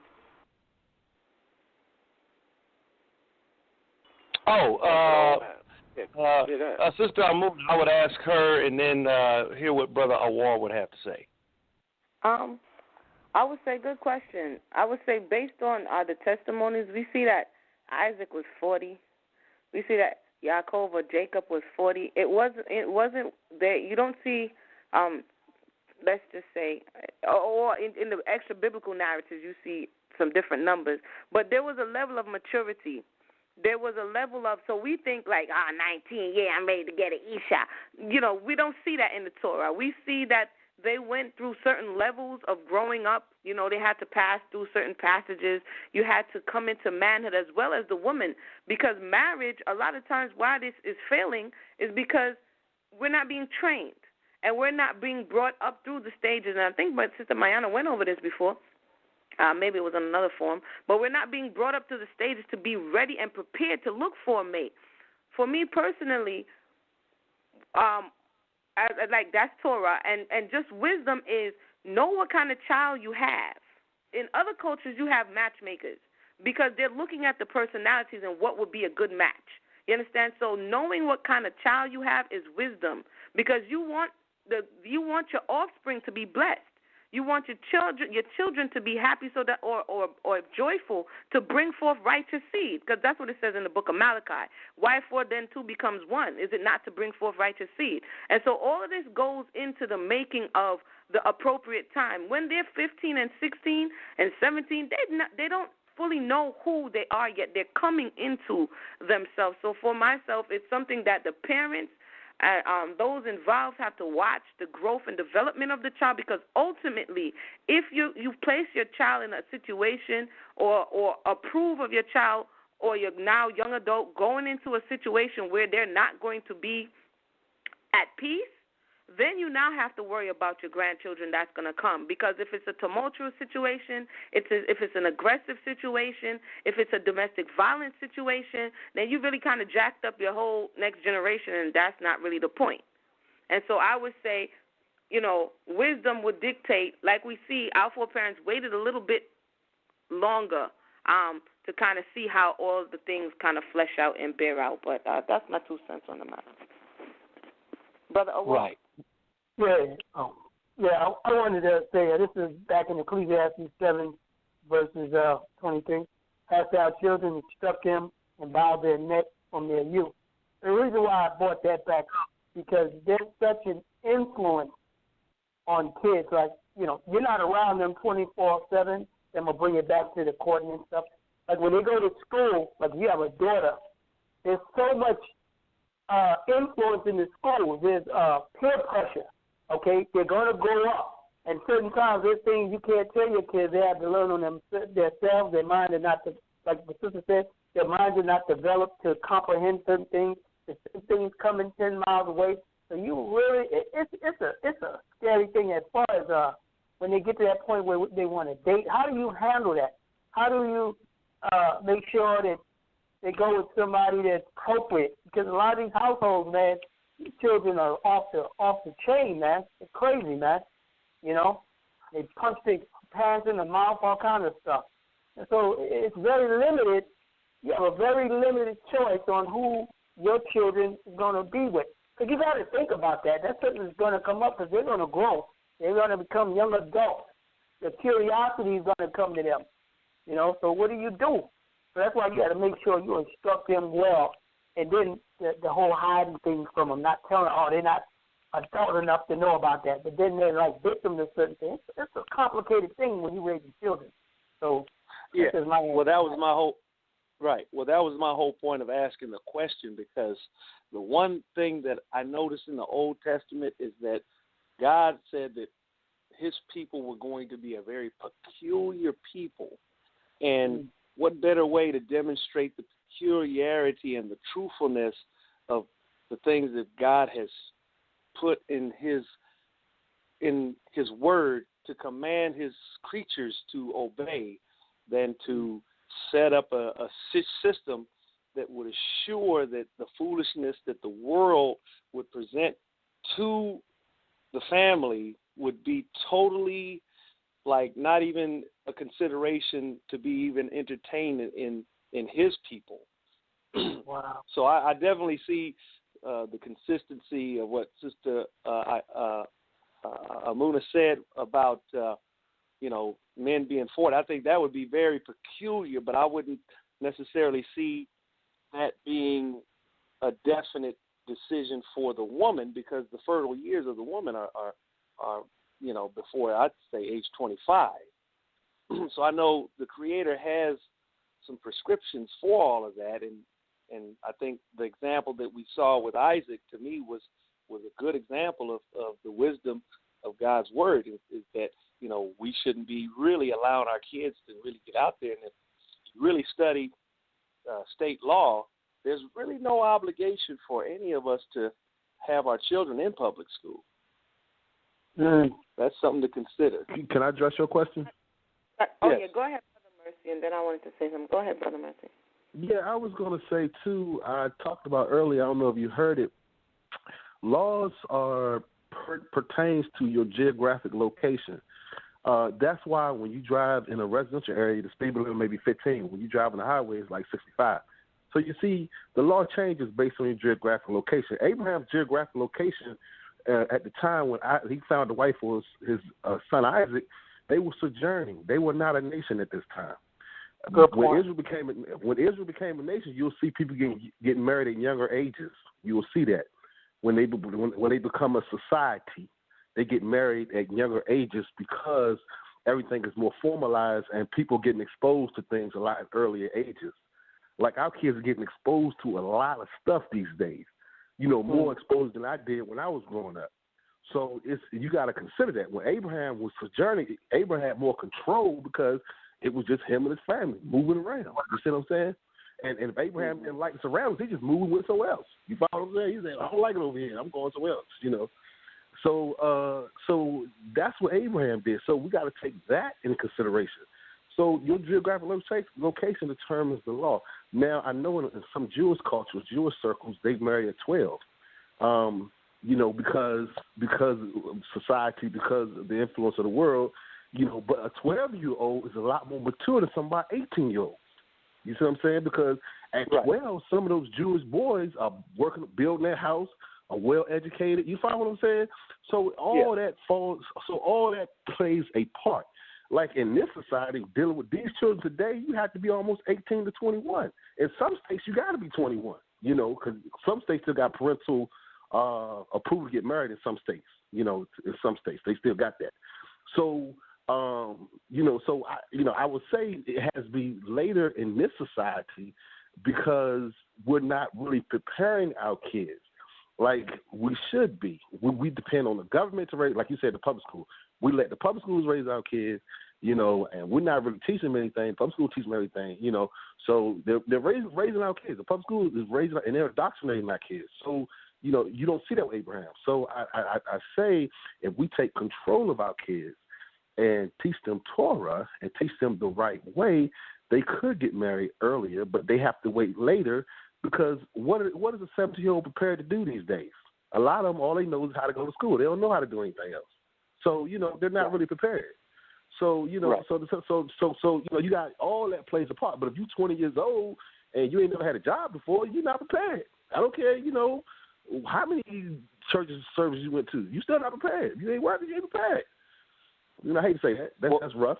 Yeah. But well, that's what it is. Well, one of the things that I like is the comparison of the Old Testament to that of the New Testament, because my understanding of the New Testament is that God came down in the form of a man and actually gave clarification and clarity by way of living the life that he has ordained and ordered for all of us to live.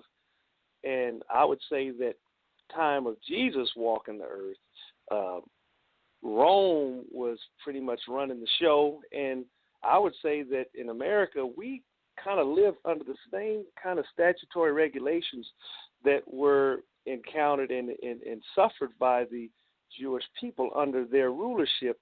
And Jesus seemed to be able to navigate through all of that. And, when he was under the scrutiny of both governing bodies, they found him to be without sin.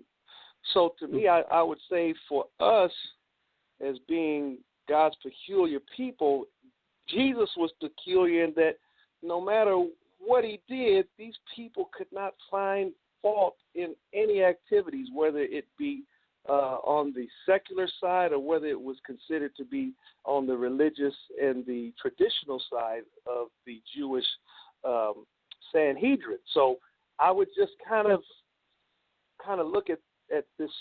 The question is just really being, how peculiar do we really want to be in terms of honoring the God who created us to be a light unto the Gentiles and a light unto the world?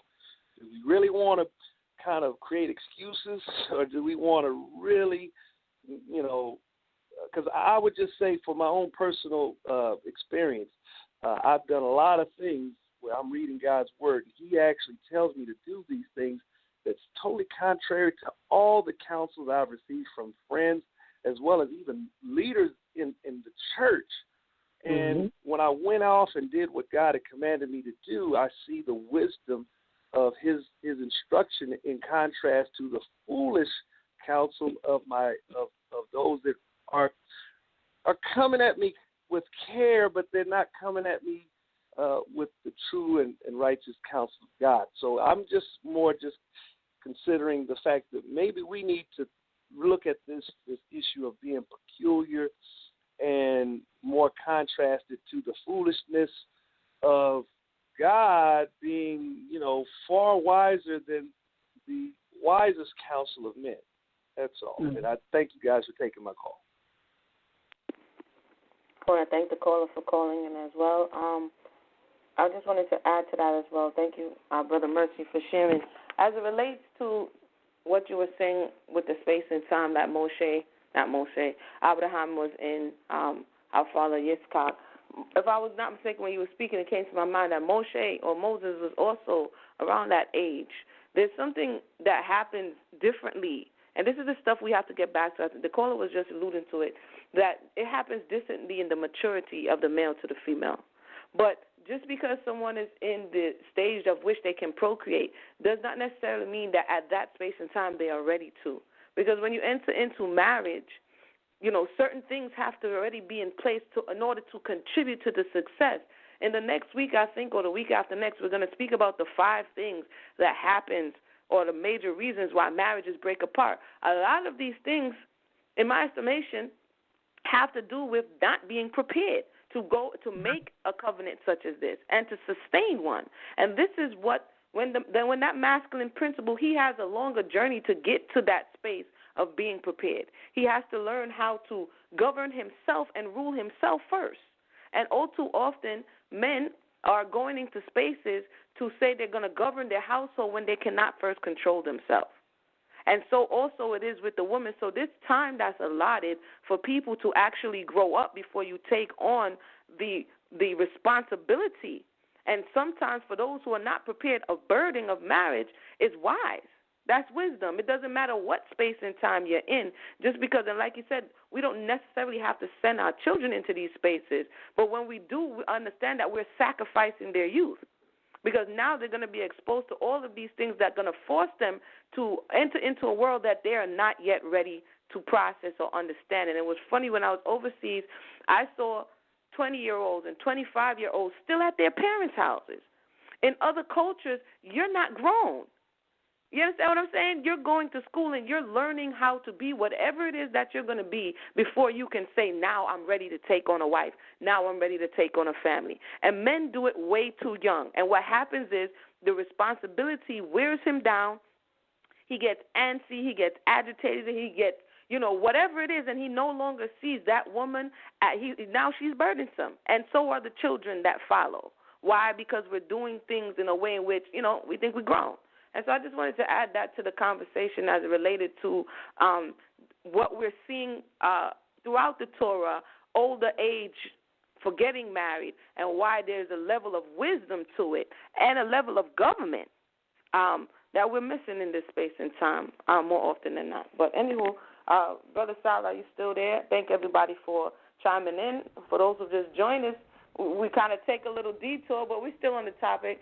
Should you seek your parents' approval before getting married? Brother Sal, are you still there? Any more questions or anybody on the phone lines? Yeah, I have a follow-up actually for the last question. I'm gonna answer actually to give clarity to the audience. When actually a call just dropped, we're waiting for somebody to call back. But again, people, if you have any questions or comments, I see people on the phone line via phone or via Skype. You know that number, 646-716-7320. Simply press number 1 and we'll add you into the conversation. Again, today's topic, are we to seek family approval before getting in a relationship? What I'm going to do, I'm just going to read the last, for those who missed it, I'm just going to read the question again and the follow-up. And her name is Sister Lauren. We appreciate you, Sister Lauren, for chiming in and putting your personal situation out here for us to be edified and learn from it. It says, what if you approve your young adult marriage and years later it goes south? Is there any accountability on the parents' part? And for clarity, she states, my daughter ended up in a domestic violence marriage with an Israelite husband for many years. My husband and I followed the laws and commandments. She doesn't believe in divorce, so she's still going through it today. I approve of this marriage along with my husband, so naturally the guilt is heavy. So that's the clarity for the question. Let's go to the sisters. Let's go to Mayana.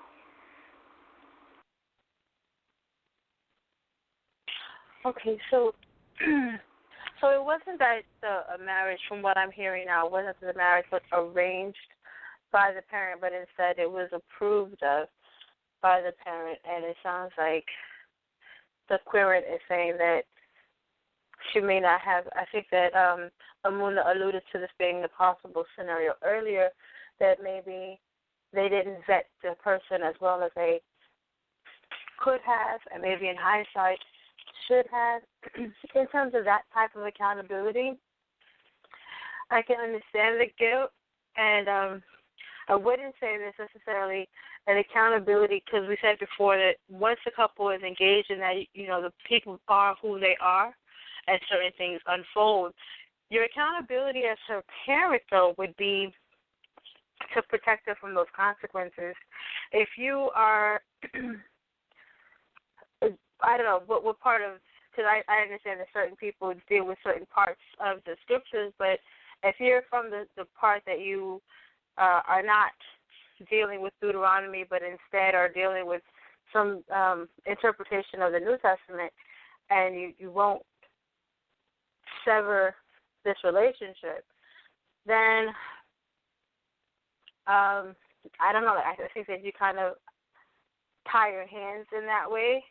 If you feel that you are accountable for the health and safety of your daughter, then you are within your rights to intercede on that because that's not part of the covenant that you agree to. I mean, it doesn't sound like you're really asking what you can do, but whether or not you should shoulder any guilt or blame. And I think the only way that I would say that you might shoulder the burden of guilt and blame is if you sit back and do nothing. I think that was something that Amuna alluded to earlier also, that when you know something is wrong and you see that wrong is being done and you sit back and do nothing, then I think that would be something that you might assume guilt for. But if you see that something is wrong and you see that there's ways to protect your daughter from that circumstance and that situation, all the ways that you could possibly intercede, I think that if you exercise that type of agency, that would do a lot towards your sense of accountability. So in that way, I would answer the querence question. All right, Mona, you back? Yes, sir. I want to agree with Sister Mayana on that, and I want to thank the caller or the writer for clarification. And the fact that domestic abuse is a serious issue, and the fact that for anyone who is a parent or the person that's in the domestic abuse situation, but especially for a parent who was instrumental or signed off on the situation, it doesn't just end on signing off. There is some, like Mayana is saying, there's some level of accountability that this couple has to continue to honor their parents. And so your voice, people say, they grown, I don't want to talk about it. No, your voice is still needed. This is why we see, like she said earlier, in the case of the elders in the city, if there was a council of people that you can appeal to say, hey, look, this dude is abusing my daughter. What should be done? We see in the case of Laban, he wasn't an Israelite, but Laban, he rolled up on Jacob and was like, yo, Yaakov, check it out. Here's the thing. You know what I'm saying? If you do does and does, you better watch your step with my daughters.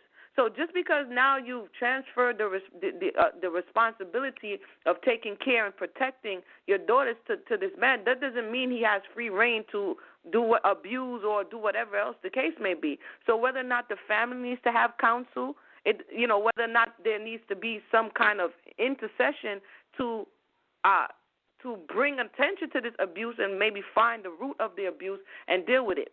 But we don't get to just sit by and be like it's not our business, because if something happens on our watch, then yes, we're going to bear the iniquity. We're going to bear the guilt. Why? Because we didn't say anything about it when we had an opportunity. And, of course, there's tactful ways to do things. But the wife, the women, the children, if the community, if the parents, if the family does not intercede on their behalf, then that's to say that it's free reign for people to be abused. And actually that is what is happening in this space and time, because people are assuming that once you enter into covenant, no one could say anything to me about me and my household, which is not true, because it reflects on the family and it reflects on the community when some sin or iniquity is in the camp. So that's my 2 cents on the matter. All right, Brother War, you can respond. Yeah, I want to say this, right? I used to work on cars. You can buy a brand new car, right, from the dealership. But guess what?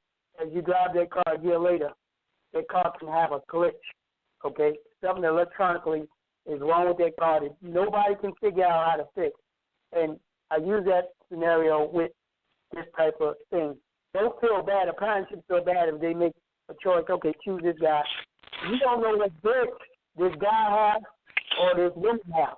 And when I get people on those abusive relationships, I put both sides on the table, because it's always two. When you say a negative situation, there's always two sides to the story, man. It's always if somebody's real positive, that problem is going to be resolved. But if both parties are negative, that negative situation is going to always fester.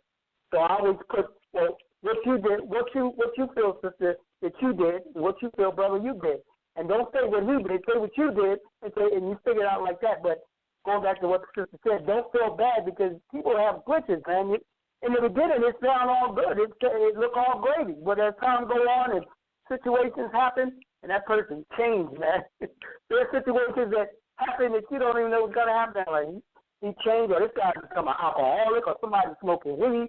A lot of different circumstances that you got to take to put it. It's not always your fault. You saw good intent.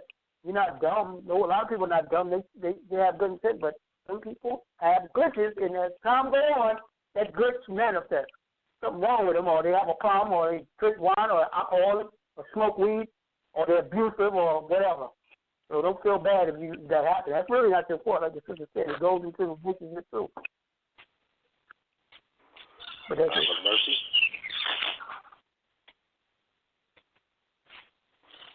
Yeah, I would like to say that.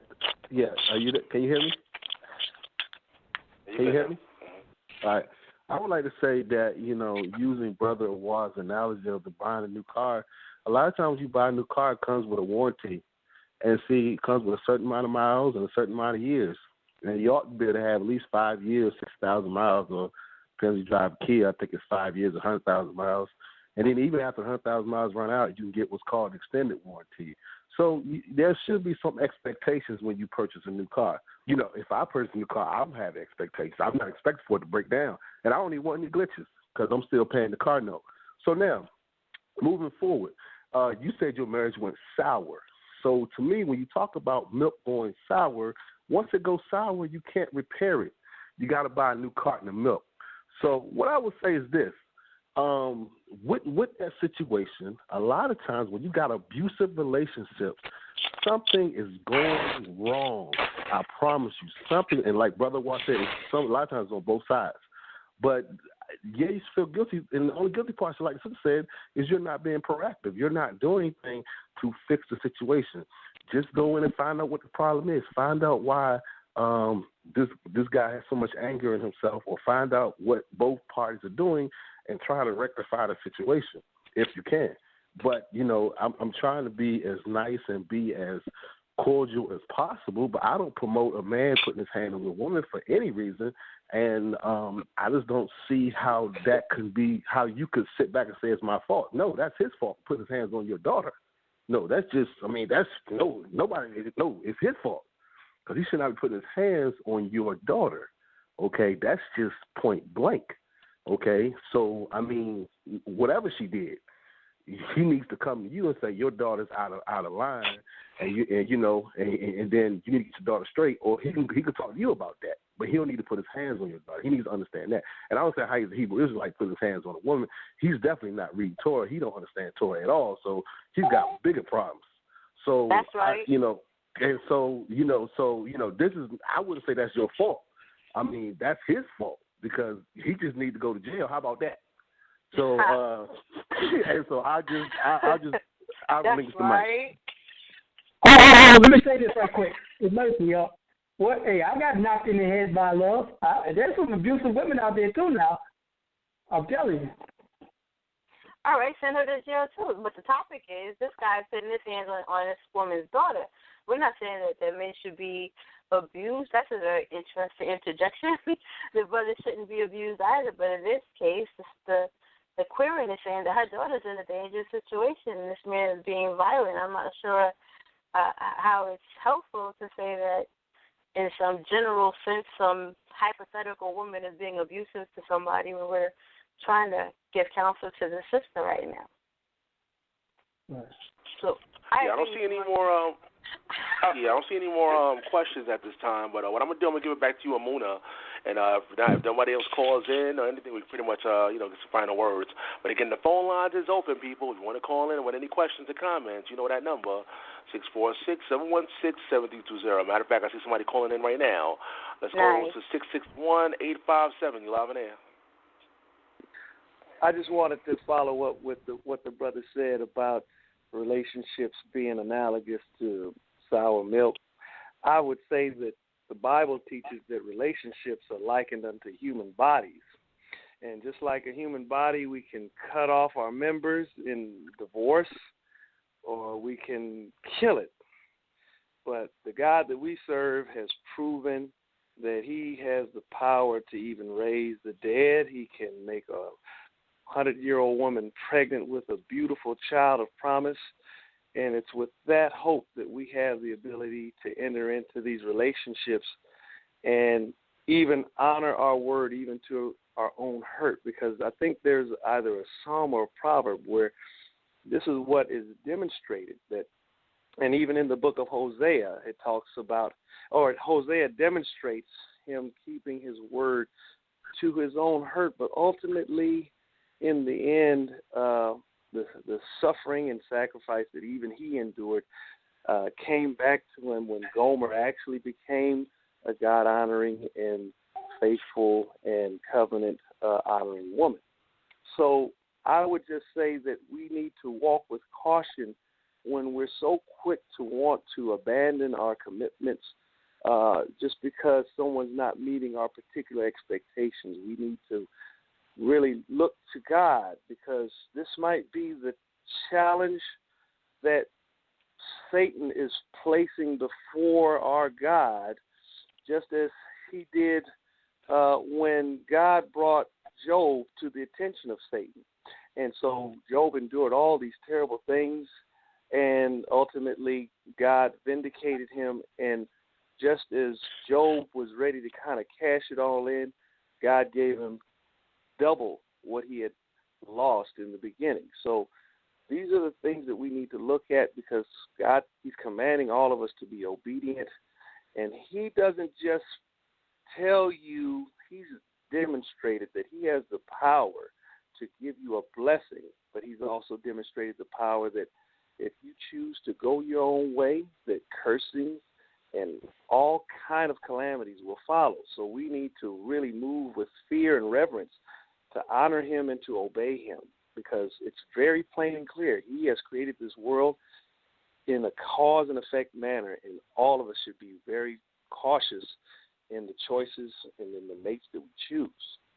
But it's not without the possibility that even in the midst of making a terrible decision, or one where we, oh my God, I didn't realize the woman was going to be this way, he can raise the dead. Thank you for that.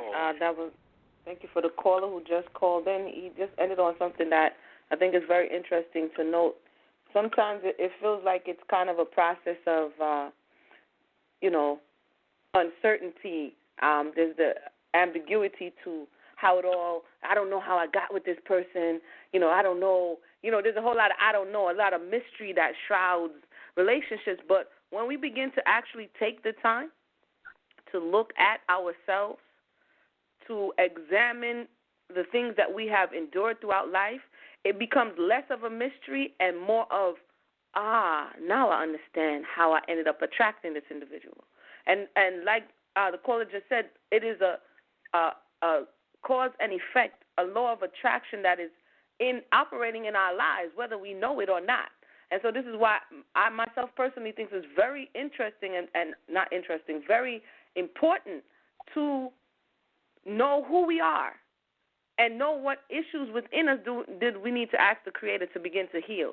Because before we attract, if we are at the space, or our children are at the space, that before you attract who you don't want, you need to fix yourself. You need to take a look at yourself. You need to examine yourself. So when you go forward, you understand, you will attract someone that is at the vibration that you are at. And this is like the hidden thing that's going on behind the scenes. And when we wake up to it, we feel like we're living in Hades, because now you're with someone where you don't understand where they came from and you don't know why they won't leave. And this is what's plaguing, whether you know you're Israelite or not, whether you're in the truth or not, this is what is happening a large majority of the time. And we're blaming it on Satan. We're blaming it on this one. We're blaming it on that one, when reality is just our ignorance and our lack of understanding ourselves that is causing us to be in this situation. That's just my 2 cents on the matter. But for those who've just joined us, we're at the tail end of this conversation. Should we ask, or do we need our parents' approval, or should we seek approval before getting into a relationship or a marriage? If there's we're going to go around the table for closing statements, as Brother Sal said. We're winding down now. So we're going to go around the table for closing statements. We're going to start off with Brother Mercy. I would like to say in closing that, yes, no doubt, you need parent approval. You should have parent approval before you get married. But as we also discussed, the parents should be more authoritative in arranging the marriages of their children.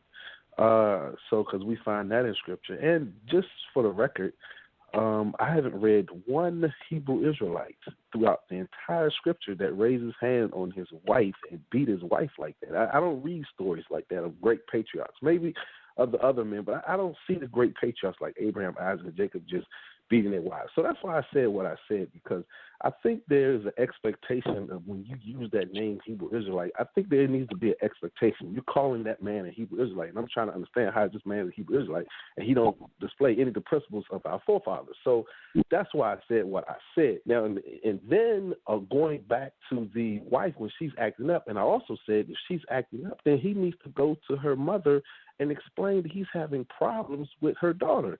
I also stated that. That's what that Hebrew Israelite man needs to do. The elder should have advised him on this. Should have said, well, look, brother, go to her parents and explain the problem you're having with her. Because that's what the men did in Torah.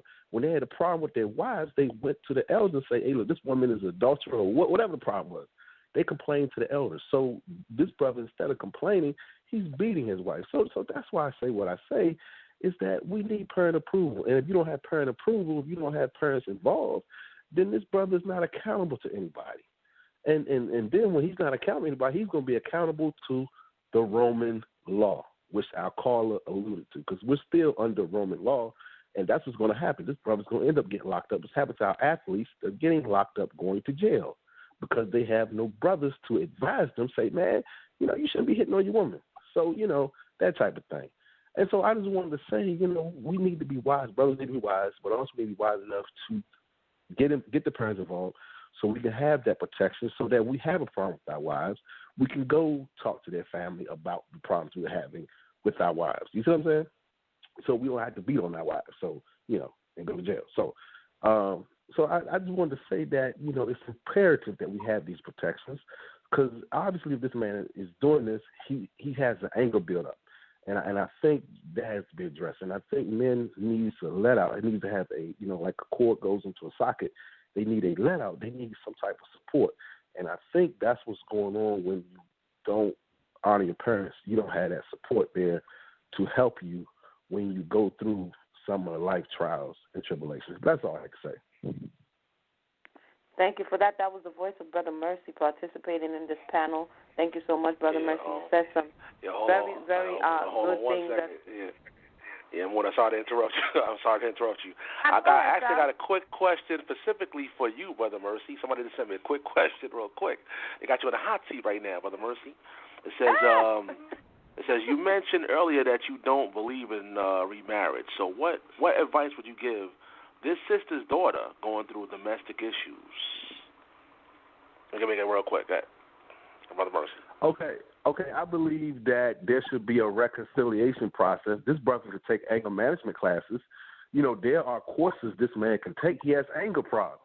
So he needs to take some anger management. And even he went to court over there. That's what the judge would do. The judge will give him a judgment of taking an anger management class. That's what the judge is going to do when he go to court. When you send him to court, the judge is going to tell him to take anger management course. So he needs to take some anger management courses to help him deal with his anger. And they can stay married. They don't have to divorce. And she don't have to marry anybody else. So there's your answer. All right, there we go. Stay in it. I get it. Well, yeah, like Brother Mercy said, there is something definitely going on there. There needs to be some counsel, like he said, and there needs to be accountability. He did say some very important things to the conversation, that there needs to be an accountability, and he's definitely looking. It's a desire to control. That's what it sounds like. And like you say, when men are out of control, they're going to seek to control either by influence or by force. And in this situation, this is kind of like the last resort where one now is going to enforce their desire on another by brute force. And so definitely he needs help. He needs to seek counseling, and she needs to be, and her family needs to be stepping in so that they can get that port that they need and definitely get out of harm's way if it has gotten to that level. But once again, thank you for that, Brother Mercy. Brother Awar, your thoughts on this night's conversation and your closing concerning all that we have been speaking about tonight. Go ahead. Yeah, I want to say this, right? This is Romans 8, verse 1. It says, there is therefore now no condemnation to them which are in we say Yahushua, some people call him different, who walk not after the flesh, but after the spirit. And that's what made like Abraham, Isaac, Jacob, these men great, because they walked in the spirit. Like Abraham, when he wanted a wife for his son, he had a servant swear not to take of them Canaanites and them other nations, because he knew in the spirit what these nations had and what they delivered genetically, spiritually, culturally, and everything. So he had the spirit give you insight of the future as well. It gives you heads up. And if you have it now, you have knowledge of the Most High, and you have that in your members. The spirit give you like 10 steps ahead of it gives you the information to be 10 steps ahead of everything. That's the benefit of moving in the spirit, like our fathers did. So the whole moral of the story in this day and time, being that everything is wicked and corrupt, we should all remember this. This is Ecclesiastes 35 verse 1. He that keepeth, 25 verse 1. And these things will I beautify and stood up beautiful both before the Most High and men. The unity of brethren, the love of neighbors, and a man and a wife that agree together. So that should be the goal. Even though your parents and your family, make sure the foundation of the relationship is that you and your wife is on one accord, where nobody can interrupt that, and you can do a lot of things. And with that, I'm going to pass the mic. Thank you for your closing thoughts. That was the voice of Brother Awar, our home panelist. And we're going to go to our next home panelist, which will be the voice of Sister Mayana Johnson. Sister Mayana Johnson, you want to go ahead and finalize your thoughts on this matter? The mic is yours. Okay, thank you. Okay, well, final thoughts. I want to emphasize that we are talking about the reasons why, actually we're asking the question whether or not families should be involved in these processes before we pursue relationships. And one of the points that we tried to emphasize is that unions are not just between individuals, that we were not an individualistic culture. We are a collective culture, and that we recognize ourselves in terms of our placement in whole families rather than who we are personally. And an example of that is that whenever we are introduced to an ancestor, it's always we're given their name, and then it's so-and-so is the son of another person. So they are always placed in this context of family. No matter who we're introduced to, we're also introduced to them in terms of they are the son or the grandson or the great-grandson of someone else, or the daughter, the granddaughter, or the great-granddaughter of someone else. We get we know all the way up into the grandparents of Rivka, because we get her entire lineage. So I say that just to emphasize the fact that we know each other and we understand each other in terms of who we are in the context of family. And that is why we're able to emphasize that, yes, you are absolutely to involve your families in these matters, because that's the type of culture we are in. Historically, families and elders were involved in these unions, and we see all of the benefits of having that. The fact that there is accountability on both sides. There is the accountability where the family is going to negotiate the interests and interest of and protection of the wife, or provide accountability for her fitness to be a wife. Should, as Brother Mercy said, that man have a complaint, there is someone that he can lodge that against. This is your daughter. This is how she is behaving in my household. I took her from your home. What's going on with this woman? How did you raise her? There's an accountability on the side of the family. And then we see where the querent called in or wrote in to ask what kind of accountability and where does it end? Like, does it end at the approval? Does the person have any recourse should that relationship go south? And so for all of these reasons, in closing, I would like to reiterate that, yes, indeed, the intercession of family, the involvement of family, the interest in the relationship of the family is an integral part of, or goes a long way into ensuring that there's going to be a solid, generational, beneficial union between the couple. And with that, I'm done for the night. Shalom. All right. Thank you for that. That was the voice of Sister Mayana. We've come to the end of the show. Very good show. Feel free to listen to it afterwards. Again, I don't really have much to add on that. I think we pretty much, spoke to it as it related. I'm quite sure we'll get some feedback later, and maybe we might touch it again. But for now, that sounds good to me. Brother Sal, the mic is yours. Once again, I want to thank everybody for tuning in, and hope to see you next time. Brother Sal? All right. Once again, I appreciate everybody that came on the panel, of course. We appreciate the audience for, sending in their emails and making their comments on social media. Of course, the callers that called in. We appreciate everybody that's, participating with Debate Talk for You and creating awareness of the brand. Make sure you tune in tomorrow. We have shows actually Tuesday, Wednesday, and Thursday this week on Debate Talk for You Radio. And, of course, like I said, next week, Monday, we're going to have Infidelity. Should I stay or should I go? Infidelity, should I stay or should I go? Sounds like a very controversial topic already. I'm pretty sure you're going to want to call in and chime in on that one. So see you guys see you guys tomorrow, and tune into the next Relationship Challenge next week. See you guys. Take care.